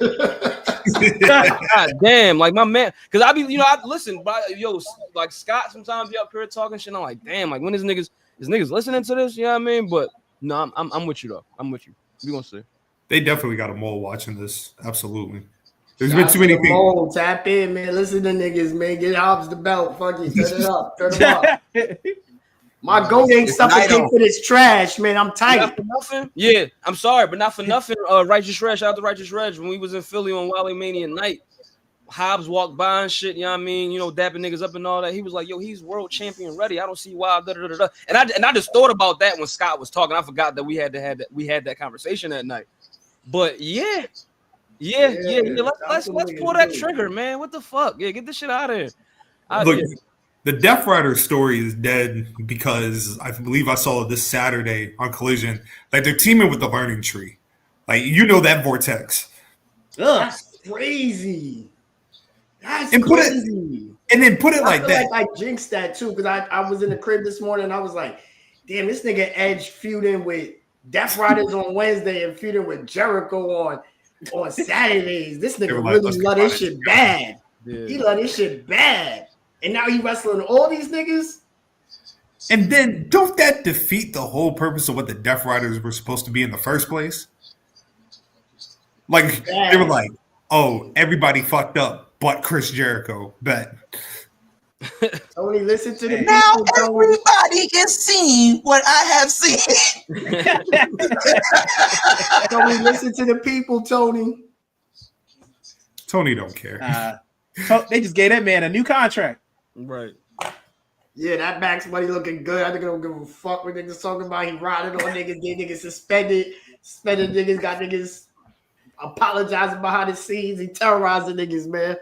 Let Tony taking niggas, play with niggas' money. Shout Stark's another big fumble too. Jesus. I'm gonna keep it 100. I'm not no tribal nigga. I'm gonna keep it 100. I fuck with TK, but then TK do bad. He do bad. Like Starks, that was foul. Yeah, that was crazy. That was crazy on Starks, man. Hey man, Starks got a match this Friday with Mike Santana. House of Glory. Yes, sir. Oh shit, that shit is Jamaican. If it's in New York, it's in New York. Yeah, Chicago. Oh, Chicago. Shout out to House of Glory. Them niggas is hustling. Shout out to Brian. Shout out to Amazing Red, man. Yeah. And I'm also hustling. House of Glory fire too. New York this week belongs to GCW. Oh, Hammerstein. I'm thinking I'm gonna go. There's 138 tickets left, man. Let's see when that check hit on Wednesday. How many left, man? God bless. God bless. Shout to Law. Thanks to Law. I was at the last GCW. Do your homework. Yeah. So shout out to Low had me ride. Brought my boy Verge, brought my brother Verge, man. We was up in GCW watching them races. Y'all was racist when Leo Rush came out there. GCW, keep it on it. I was there. There was energy in that building, man. It wasn't no black guy wrestling energy in there, man. Oh man, yeah. Look, me and Nolo know all about that when we went to in Dallas for the GCW in Dallas. Yeah, it was. That crowd bad, man. Like that was nasty. It was one of those things. Like we went to for the culture, right? And so like when you look at the stream of like other shows were packed. Then you get to for the culture, and they were like, and you saw a bunch of people leaving, and then you see a bunch of people going back after the show was done. Shit ain't right, man. Shit ain't right. Y'all naming shit after albums and in the crowd like that. It don't make sense. It don't make sense. Let's talk about it. Niggas naming albums, niggas naming shit off albums trying to get hot. Don't do that. Now watch this, right? Now that fourth rope part of the collective, watch how much dick eating the bitch. Yeah. Because of the name. And, you know what I mean? We do that. Shout out to West. Let's go get that bread. We do all that, but it's like watch how much dick eating the be because they on the collective, and he got that shit at the Palms. So I see what's going on. Fuck this dirty ass shit. Like we can get fly. Yeah. We gonna spice it up. That's gonna be the niggas there for fourth rope. It ain't gonna be that crowd. Real niggas gonna be there. That's good. That's good energy. But that I ain't gonna lie. But maybe it's different. I'm gonna try to go if they got a ticket for me and I got the bread for them and we can make that match. I'm gonna book it. Yeah, I mean we're gonna book that stuff. I told myself I was going to, the BGW match guide. Like this is a show I'm absolutely skipping 100%. You will not. If you are looking on the BGW match guide to see what my ratings for GCW versus the people, go somewhere else. You're not gonna find it on that spreadsheet. There's some niggas on there though. There's some niggas on there. Shout out my nigga Mason, man. That nigga doing this serial killer gimmick. Salute to them brothers, man. Not around here. Nope. Look at the great crowd. So we don't don't fuck with GCW around here. What's my man name? I know that dude. He the one that had the Philadelphia street fight at Charles Mason. Yeah, he had it with Steve Macklin. Yeah. Yeah. Charles Mason get busy. To answer your question, Chaz, brother, you can watch whatever you want. around my way, no. Like I have ways of watching different wrestling shows, and I saw GCW pop up on my feed, and I just readily. Hey, yo, one of those streams, Jake. They had an old Ring of Honor joint because I saw Homicide. I'm like, look at young ass Homicide. Mm-hmm. I just couldn't tell who he was facing. Yeah. I wonder who the surprise tag partner going to be for Grim Reaper and Homicide for the 6-man tag at that show. Low key. I'd appreciate that. Wait, no low key slid. Y'all about to slid the low key? Was that? No. We ain't no. Oh no, we was. Oh, okay. Julio was about to murder us. It's a 6-man tag at Hammerstein with Griffin McCoy, Karen Morton, Tony Deppen versus Grim Reaper Homicide, and they got a surprise tag partner. So we were just trying. Saying like, who might that be? That might be Key. He might pull up the Key. Yeah. I don't care what they say about Key. He ain't do it. He ain't do it. He free. He innocent.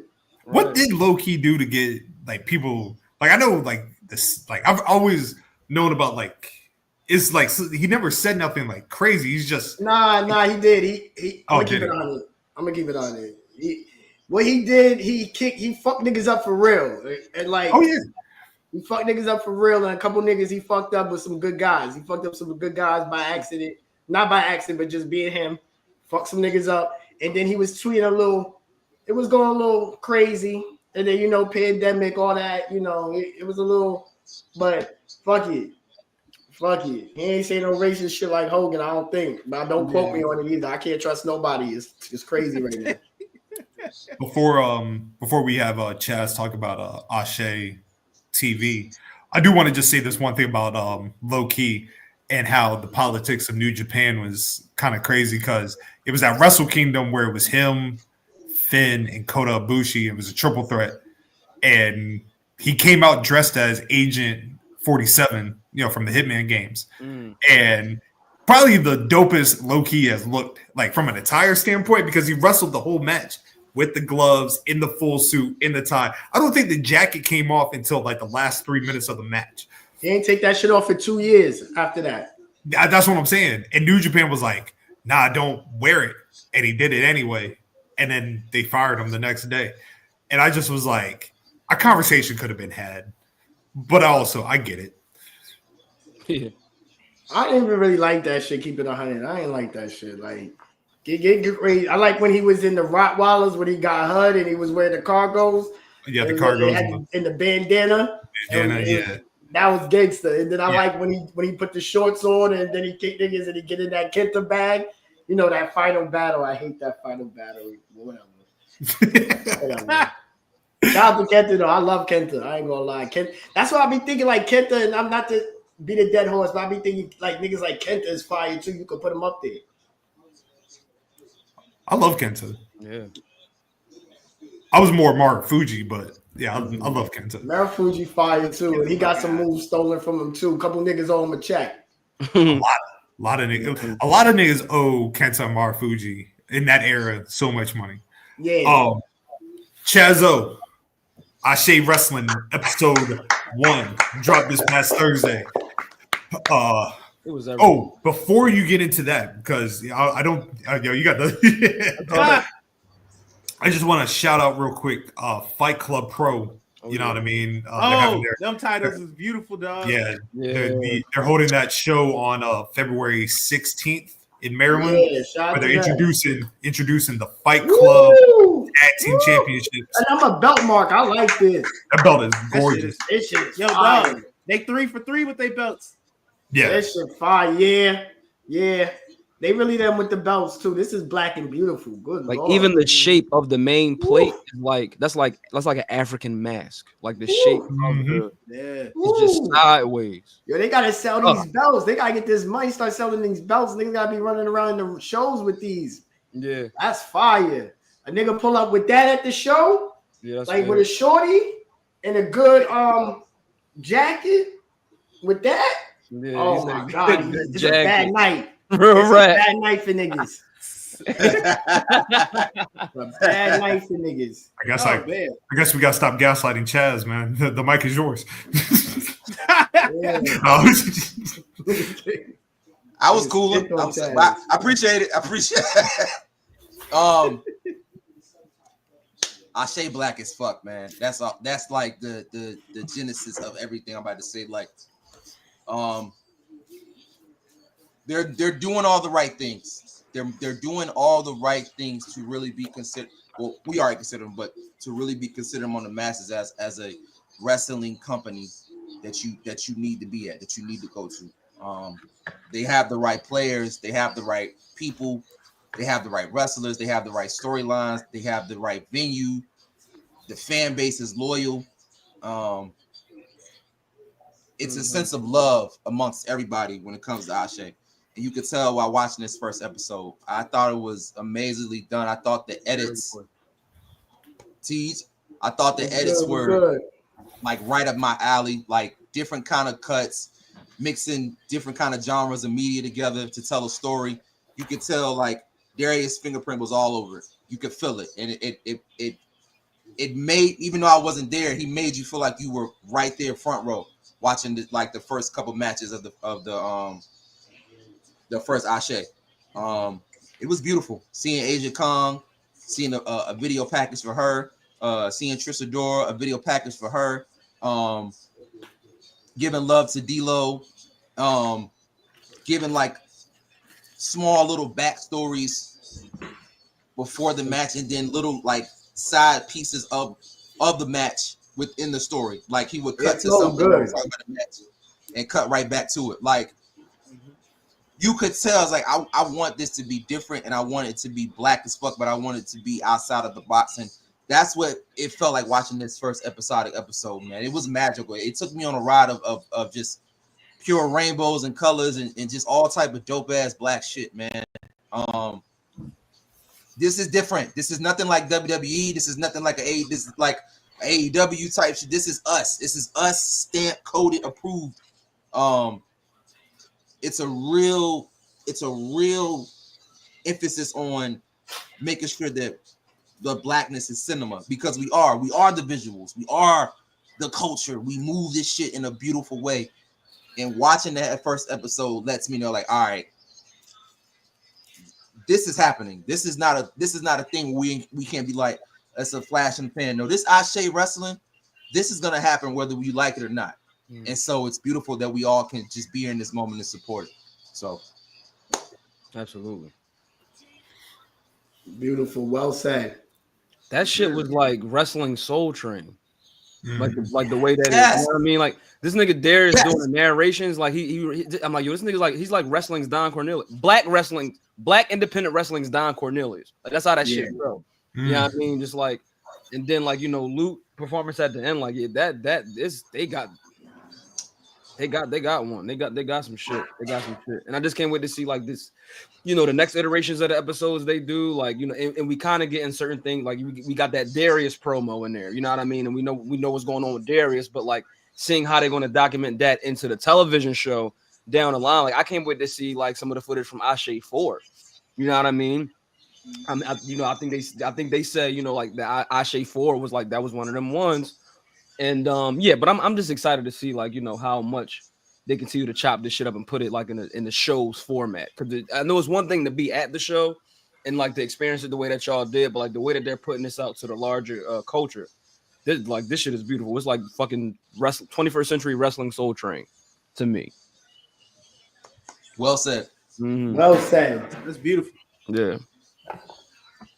I hope they show what I consider one of the best world title matches I've had the opportunity to see live between Shook D and Caprice Coleman. That match was phenomenal in person. That was damn good. True, in this episode, Caprice can go right now, bro. Caprice can go right now. Caprice is crazy. Shoot, in this episode, you can see me and Nolo in the crowd. Mm-hmm. Oh, he was chilling. Yeah. I saw the white. I saw Nolo doing the clap. I was like, there he is. There he is. But yeah, like it feels like something I would watch. Like it has like 90s BT aesthetics. You know what I mean? Like something that like it'd be right after Rap City type beat. Culture. Yeah. And it just I just can't wait because it's weekly, correct? Yes. Wait. Either weekly is it every or I think it's weekly. I think they said it's weekly. Yeah. Okay. It's weekly. And so to put 2 matches on the first one, and like, this was hard. And then Aja and Trish, it just was amazing. That shit felt like I was watching an animation, but it's like, no, this is real life. Like Aja Kong wrestled Trish Adora. Yeah. You know what I mean? Like the way that Aja was looking at Trish during like her worked punches, like it was that the whole thing was just the shit, man. It was just a good ass presentation. Good presentation. Mm-hmm. Shoot, the match between frontman Jossie, Kevin Knight. I love frontman. I don't like Zach running around with frontman. I ain't going front. There's only one frontman. I ain't like that. I ain't know Zach was calling himself frontman. Nah. Yeah, he wilding. And you took that orange from Taz. Taz looking for you, Zach. Yeah, that's the thing too, though. Yeah, who the orange really belong to? Is it FTW shit, or is it really, you know what I mean, the mighty don't kneel? Like which one? Like, Taz gotta let that orange go, man. Taz rallying.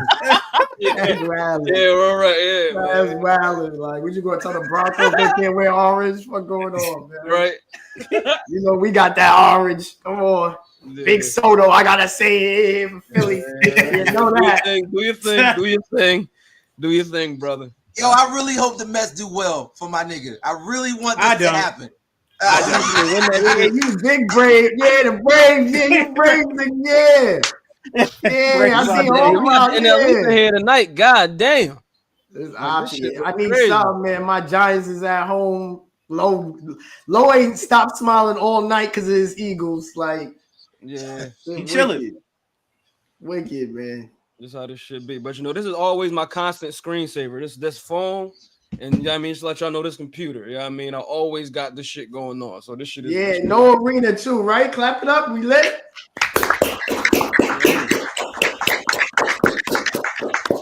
Y'all gotta salute my brother Lo, really outside talking to the people. Like, do y'all like when I be seeing that and I be like, do not niggas not see what they watching? Like, you ain't really never seen no shit like a nigga right here talking graps with us and then talking to the people.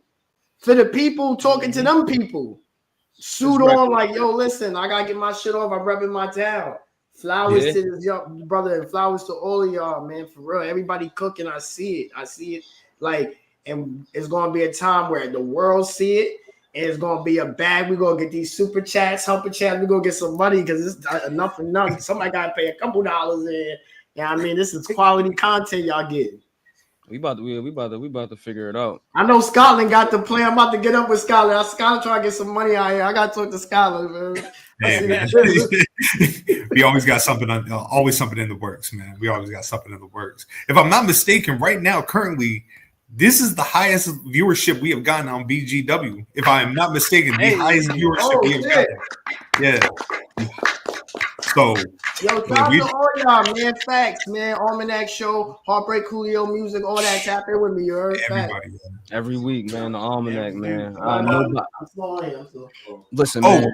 Real quick, I do want to shout out Reasonable Wrestling because if I'm not mistaken, they held their final episode as like of the Reasonable Wrestling. They announced that those are the guys, but they final what? The final episode for quite some time. Like, they threw in the towel. So to Chris, to Chitty, man, like for y'all brothers, man. This shit tough, man. Niggas don't understand. Like, this shit is like, that's why I'm saying, like, when niggas needed a couple dollars, because y'all gotta understand, niggas is living real lives. Like, if we can, God bless us to make money off this shit. Like, this shit is tough. Like your shorty want to spend time with you. You talking to graps and niggas. Like, you feel what I'm saying? Like, we gotta keep it 100. Like, third shit be hard to explain, and then like, this shit is a tough grind. So anybody like you guys doing it, reasonable guys, you gotta salute and really take your hats off to them. To these brothers, hats off to y'all. You know what I'm saying? I'm showing y'all the baldy as respect because that's what I gotta respect these brothers because these are brothers in the game with us. Reasonable been doing it for a minute. I've been seeing Reasonable doing it. I told I fuck with them G bang. Shout out to them boys, man. Like, niggas doing their thing, man. Like, this shit is tough, bro. Like, so when niggas is constantly here pulling up, this nigga Scotland was telling you, I'm not even feeling it. Look, got the joint roller. We getting merch. We got pull. Support niggas. That's the point of what I'm trying to say. Support niggas. Nigga Scotland feeling like he ain't feeling like been up on the show. He still pulled up. You feel what I'm saying? That's for the love of the game. You feel what I'm saying? Niggas love this shit. Support niggas because nigga, you know what I mean? It's real shit, bro. Yeah. I'm tired, man. I'm tired of working this job, bro. I got work in the morning. I gotta go drive to Jersey, go take my daughter home. Like, but I'm here because I love this shit. You feel what I'm saying? Like, this shit real. Like, you feel what I'm saying? Like, but I'm tired of working too. Like, I need to do this. Like, you feel what I'm saying? So help a nigga out, man. So support niggas, man. Humping chats, chats, all that. Send all that. Cash app. We're gonna put the cash apps on our Twitter. Send a couple. We about to get into all that up. We can go on Twitch, watch old Saturday We nights. going to the bag, man. We can make shit happen. We get on the Patron or something. You know what I mean? We do the Patron. We tell the real takes. Niggas can't say on here. You know what I mean? Yeah, man. So, like I said, just because Reasonable, they are our brothers as well. So, salute to Chitty because, like I said, he got a new career. So, like I said, he just won't have the time to do it. But you know what I mean? We've already touched base with Chris. Chris gonna come on a couple episodes later on in the future, but yeah, reasonable. Big salute to them, man. Like shout out to that new bag too. That's salute to that. Salute to that. New bag. Clap that up. Yeah. Well, gentlemen, we have come to the conclusion. Unless anybody has anything else they would like to add. Yeah, I could have went another 4 hours with y'all. We need a marathon. We definitely gonna do a Twitch. Like we gonna stream fucking like the young niggas. We just get all night. Like yo. If we got cooking on a Friday, I'd be good. Yeah. You try to do a 24-hour shit. Word, yeah, niggas gotta watch Tanahashi matches. Convince me to love Tanahashi. Hold on. I got it. Content Scott, holla at me. We're gonna do the Tanahashi watch along to convince me. I'll give it up. I'll watch it. You know what I mean? We do that for Patrol or something. You know what I mean? Right. The Heartbreak Ace Twitch marathon. I like it. I ain't gonna hold you. I seen a highlight today with him and Takeshi, young Takeshi. I was like, oh, that shit did look fire. I ain't gonna front. I ain't retweeted to keep the gimmick going though, but it was fire. Hey, look, I'll put you on to Tanahashi Minoru Suzuki, October 2012, 2012, a classic. Okay. Wake me. I want to see what y'all see. Yeah, we'll make something happen, bro. It's gonna be a good year, man. It's gonna be a good year. But gentlemen, do we have anything else that we got going on? Shit, man. This was a classic. That's all man. This is all I gotta say is thank you, Heartbreak Julio, for gracing us with your presence. It has been great. Yeah. It's always fun. Posted this shit, man. You're the reason we got these followers. You're the reason we had a bucket some change. So thank you. Yo, y'all getting me high. Shout out. My shit's about to. I see a couple likes right now. I'm about to tap in with a couple of y'all. Follow me, please, man. I just talk grabs. I just saw my grab shit. I be just talking my shit, man. I be high. I be forgetting. I be high tweeting, and sometimes I be like, damn, I tweeted that. I'm high. And hold on. Heartbreak Julio has a music catalog. You better go tap absolutely. Absolutely. Yes. Spotify, Apple Music, all that shit. A lot of shit loaded up this year too. A lot of shit. What a soul classic. Heartbreak Kid classic. Shout out my brother Virgilio. Shout out the Almanac Show. I do the podcast. We drop weekly with my brother Dre. We get busy. We talk about shit. We smoke gas and just talk shit and be just loved in. Niggas pull up. We dap us up in the middle of the show. And it's real shit. It's like just talking with your niggas. You feel what I'm saying? We doing the Oscars next week, which is our award show. The Oscars, I mean, because it's excellence like Oscar. You know what I mean? I misspelled it wrong purposely because I don't want no trouble with them people. You feel me? Love is love. God bless. I mean, we just try to move calm and tapping with Lo. Know what's up? Tell my nigga Lo, man. I'm in a group chat with Lo. Lo be cracking me the fuck up, bro. Facts. Me and Lo be cutting up. But I love y'all boys. Keep doing what y'all doing, man. Facts. Y'all got something going. I watch how y'all grew to Twitter. I watch y'all from the beginning of the show. I remember when y'all was posted, it was no video. I remember it was a moment that y'all going to video was a movement. I remember it. I was there. I witnessed it all, and I'm proud of y'all for real. All of y'all brothers for real. Like, we got to give each other flowers in this shit. You feel what I'm saying? Life is short. Take your pictures. Love your people. Don't, you know what I'm saying? Move how you move. You feel me? Is love is love. God bless all y'all. I'm gonna smoke this gas. I'm gonna go take this ride to Jersey. But I love y'all, man. Anytime y'all want me, I'm here. I got this. Now I got the setup, so I'm good now. I can pull up whatever. Whenever y'all need me, if somebody down don't want to do a show, need an episode, holler at me. I'll pull up. Say nothing on that, bro. Ain't nothing, bro. It's on the way. And shout out to all the ladies too. I'm just saying, shout out to all the ladies. God bless y'all. Y'all beautiful creatures. I love y'all. I love y'all. I'm single and available. Holla at me. I love y'all though. God bless. I love the community. This is my nigga. Let's talk grass, baby. Respectfully. Yeah, fuck it. If you a female fan, you love Tanahashi, baby, put me on. Yeah. Put me on the David Finley, mommy. I'm trying to learn something. Please. Keep it 100. I mean, Wrestle Kingdom 13. Whatever you want to teach me, I'm gonna learn, baby. Let's learn. Love y'all boys, man. Love you, Joe. Bro, we appreciate you. Appreciate you dearly, man. Appreciate you dearly. Like I said, this is a family we got going on. here forever and a day, man. So, but yeah, you can find me at PoeticScotland on X, Scotland_Underwood on Instagram. Oh, tell them about your articles. Tell them about your event, brother. Go ahead. Yeah. Oh, yes. Talk that shit, nigga. Talk your shit, King. Oh, you can go follow my articles at Dar Sports and Media. You know what I mean? Salute to Dar and the team over there. Next. Shout out my brother Dar. Facts. Yeah, Dar is a legend, man. Shout out my niggas over there. Good brothers over there. Facts. And then on January 24th, BGW House Productions will be curating Deaf Poetry Space right here live in Newport News, Virginia, where we will be doing poetry of all essence, music, food, creativity, inspiration. It's going to be a vibe. We are completely sold out. We are anticipating 70 plus people in a kitchen space that I don't think can hold 70 plus people, but we're going to make it work. We're going to make it work. Don't worry about it. We're going to make it work. That don't matter. We're going to make it work. I'm like I'm there already. That's the crazy shit. Hey, look, man, this is the very first one. When the second one comes, Heartbreak, I'll let you know, man. You gonna do some shit in Brooklyn. I sound like some Brooklyn shit. Niggas bring you some spot in Brooklyn vibe right there. It's culture. Yeah. We'll talk, man. I would love to do a Deaf Poetry Space in Brooklyn and Philly and Charlotte and all over the world. We're gonna make it happen, man. We're just gonna make it happen. Yes, sir. Yes, sir. Oh, not the Scott. Each week, Scott, the coach is getting better. I see you getting some money, Scott.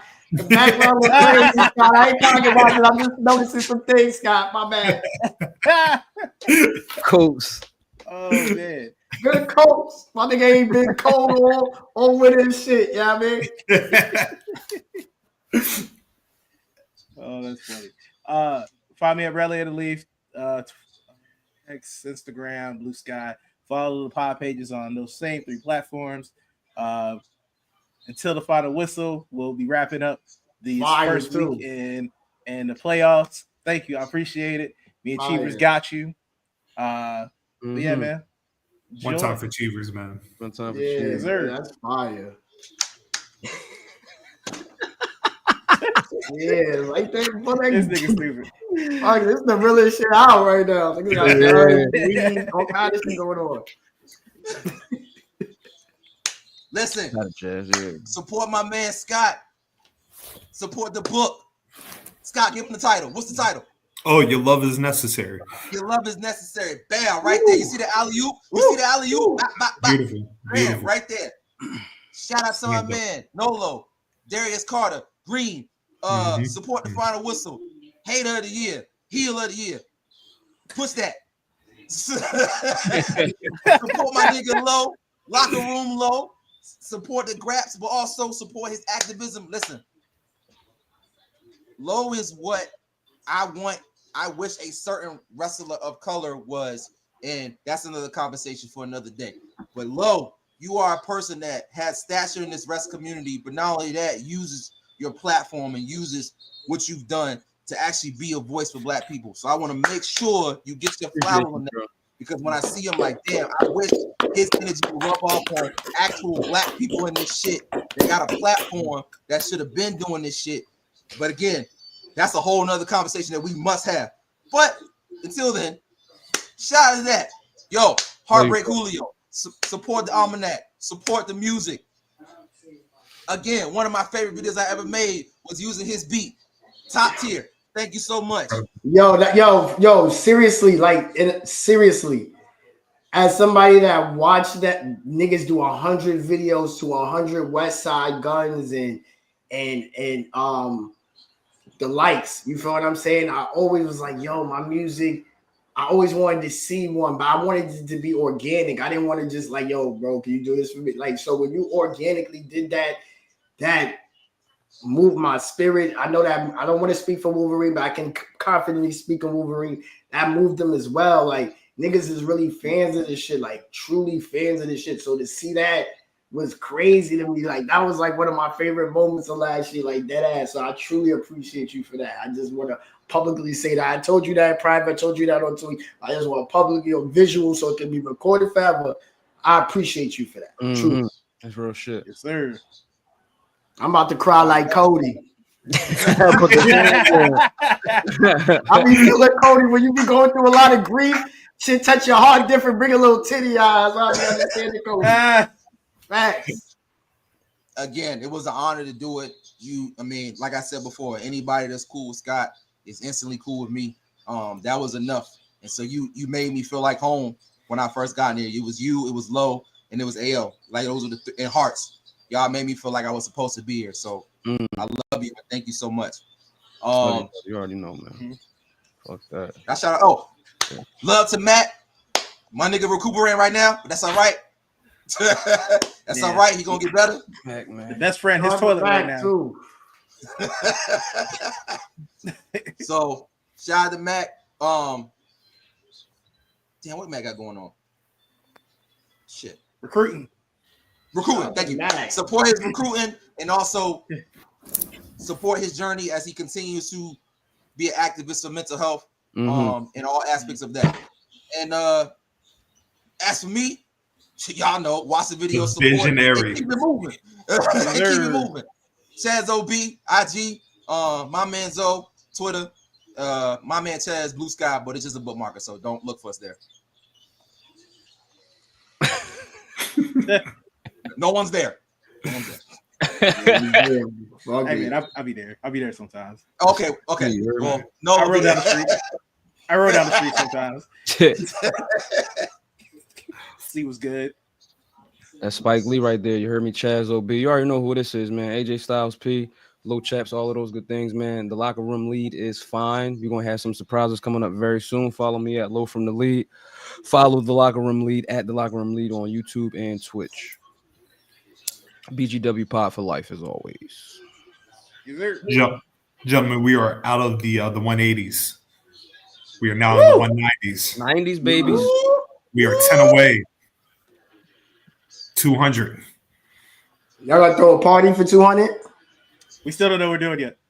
Yeah, we need to get that. Yeah, we need to get the ball rolling on that because we do. That's fire. The fact that we follow like February. Is that Black History Month? Oh shit! Wait, it'll be after February. Maybe close to your birthday. I'm thinking that's March. Yeah, that'd have been crazy too, though. Yeah, it'd be closer to your birthday more than anything. Like saying we keep going like every day. That's going into Mania season. Yeah, that's fire. Okay, it's gonna be a time. Are y'all going to Mania? No. Yo, shout out to all the matches y'all be asking for. Fuck Mania, SummerSlam, MetLife. Yeah, bring it there. Yeah, that's what we doing. That's what we doing. We definitely doing MetLife. We doing MetLife. Pull up the MetLife. Yeah, we definitely. I'm bringing my daughter to one night because I got his son see Cena before you retire. I promised her. It was Kurt Angle retired. That was her first favorite. Shout out my baby Luna. Yeah, man. No, we could be on our international travels and go to London. Yo, I'm saying we still gotta talk about that. Bag. Yeah, we gotta talk. And I'm going to Wrestle Kingdom when I get my passport. Facts. Yeah, so that's the thing though too. Next January, we got Dynasty gonna definitely be happening there. We got up, fellas. A BGW vlog in Tokyo would be fire. I'll get my passport. I gotta go to CVS and take my picture. Right. Yes, sir. Wow. Facts. That's kind of yeah. We have talked. We have talked. Yeah. We definitely have talked. Yeah, we got to put it in motion now because we. Shout out Gerard. Follow me. Heartbreak Julio. Yes. Gerard, that boy. Gerard. But we ain't got nothing else. So 190. Heartbreak Julio, the God, the King. Brother, we appreciate you dearly, man. Thank you for you. Like I said, you. Heartbreakers. This one was for us tonight, babies. Yes, sir. Yes, sir. What's up for Julio, man? One up for. Love y'all boys, man. Love y'all boys. Love y'all, man. Love you. We are out. Peace out to my world. At the end of the day, they got a fucking end. That was a good one. That was a classic.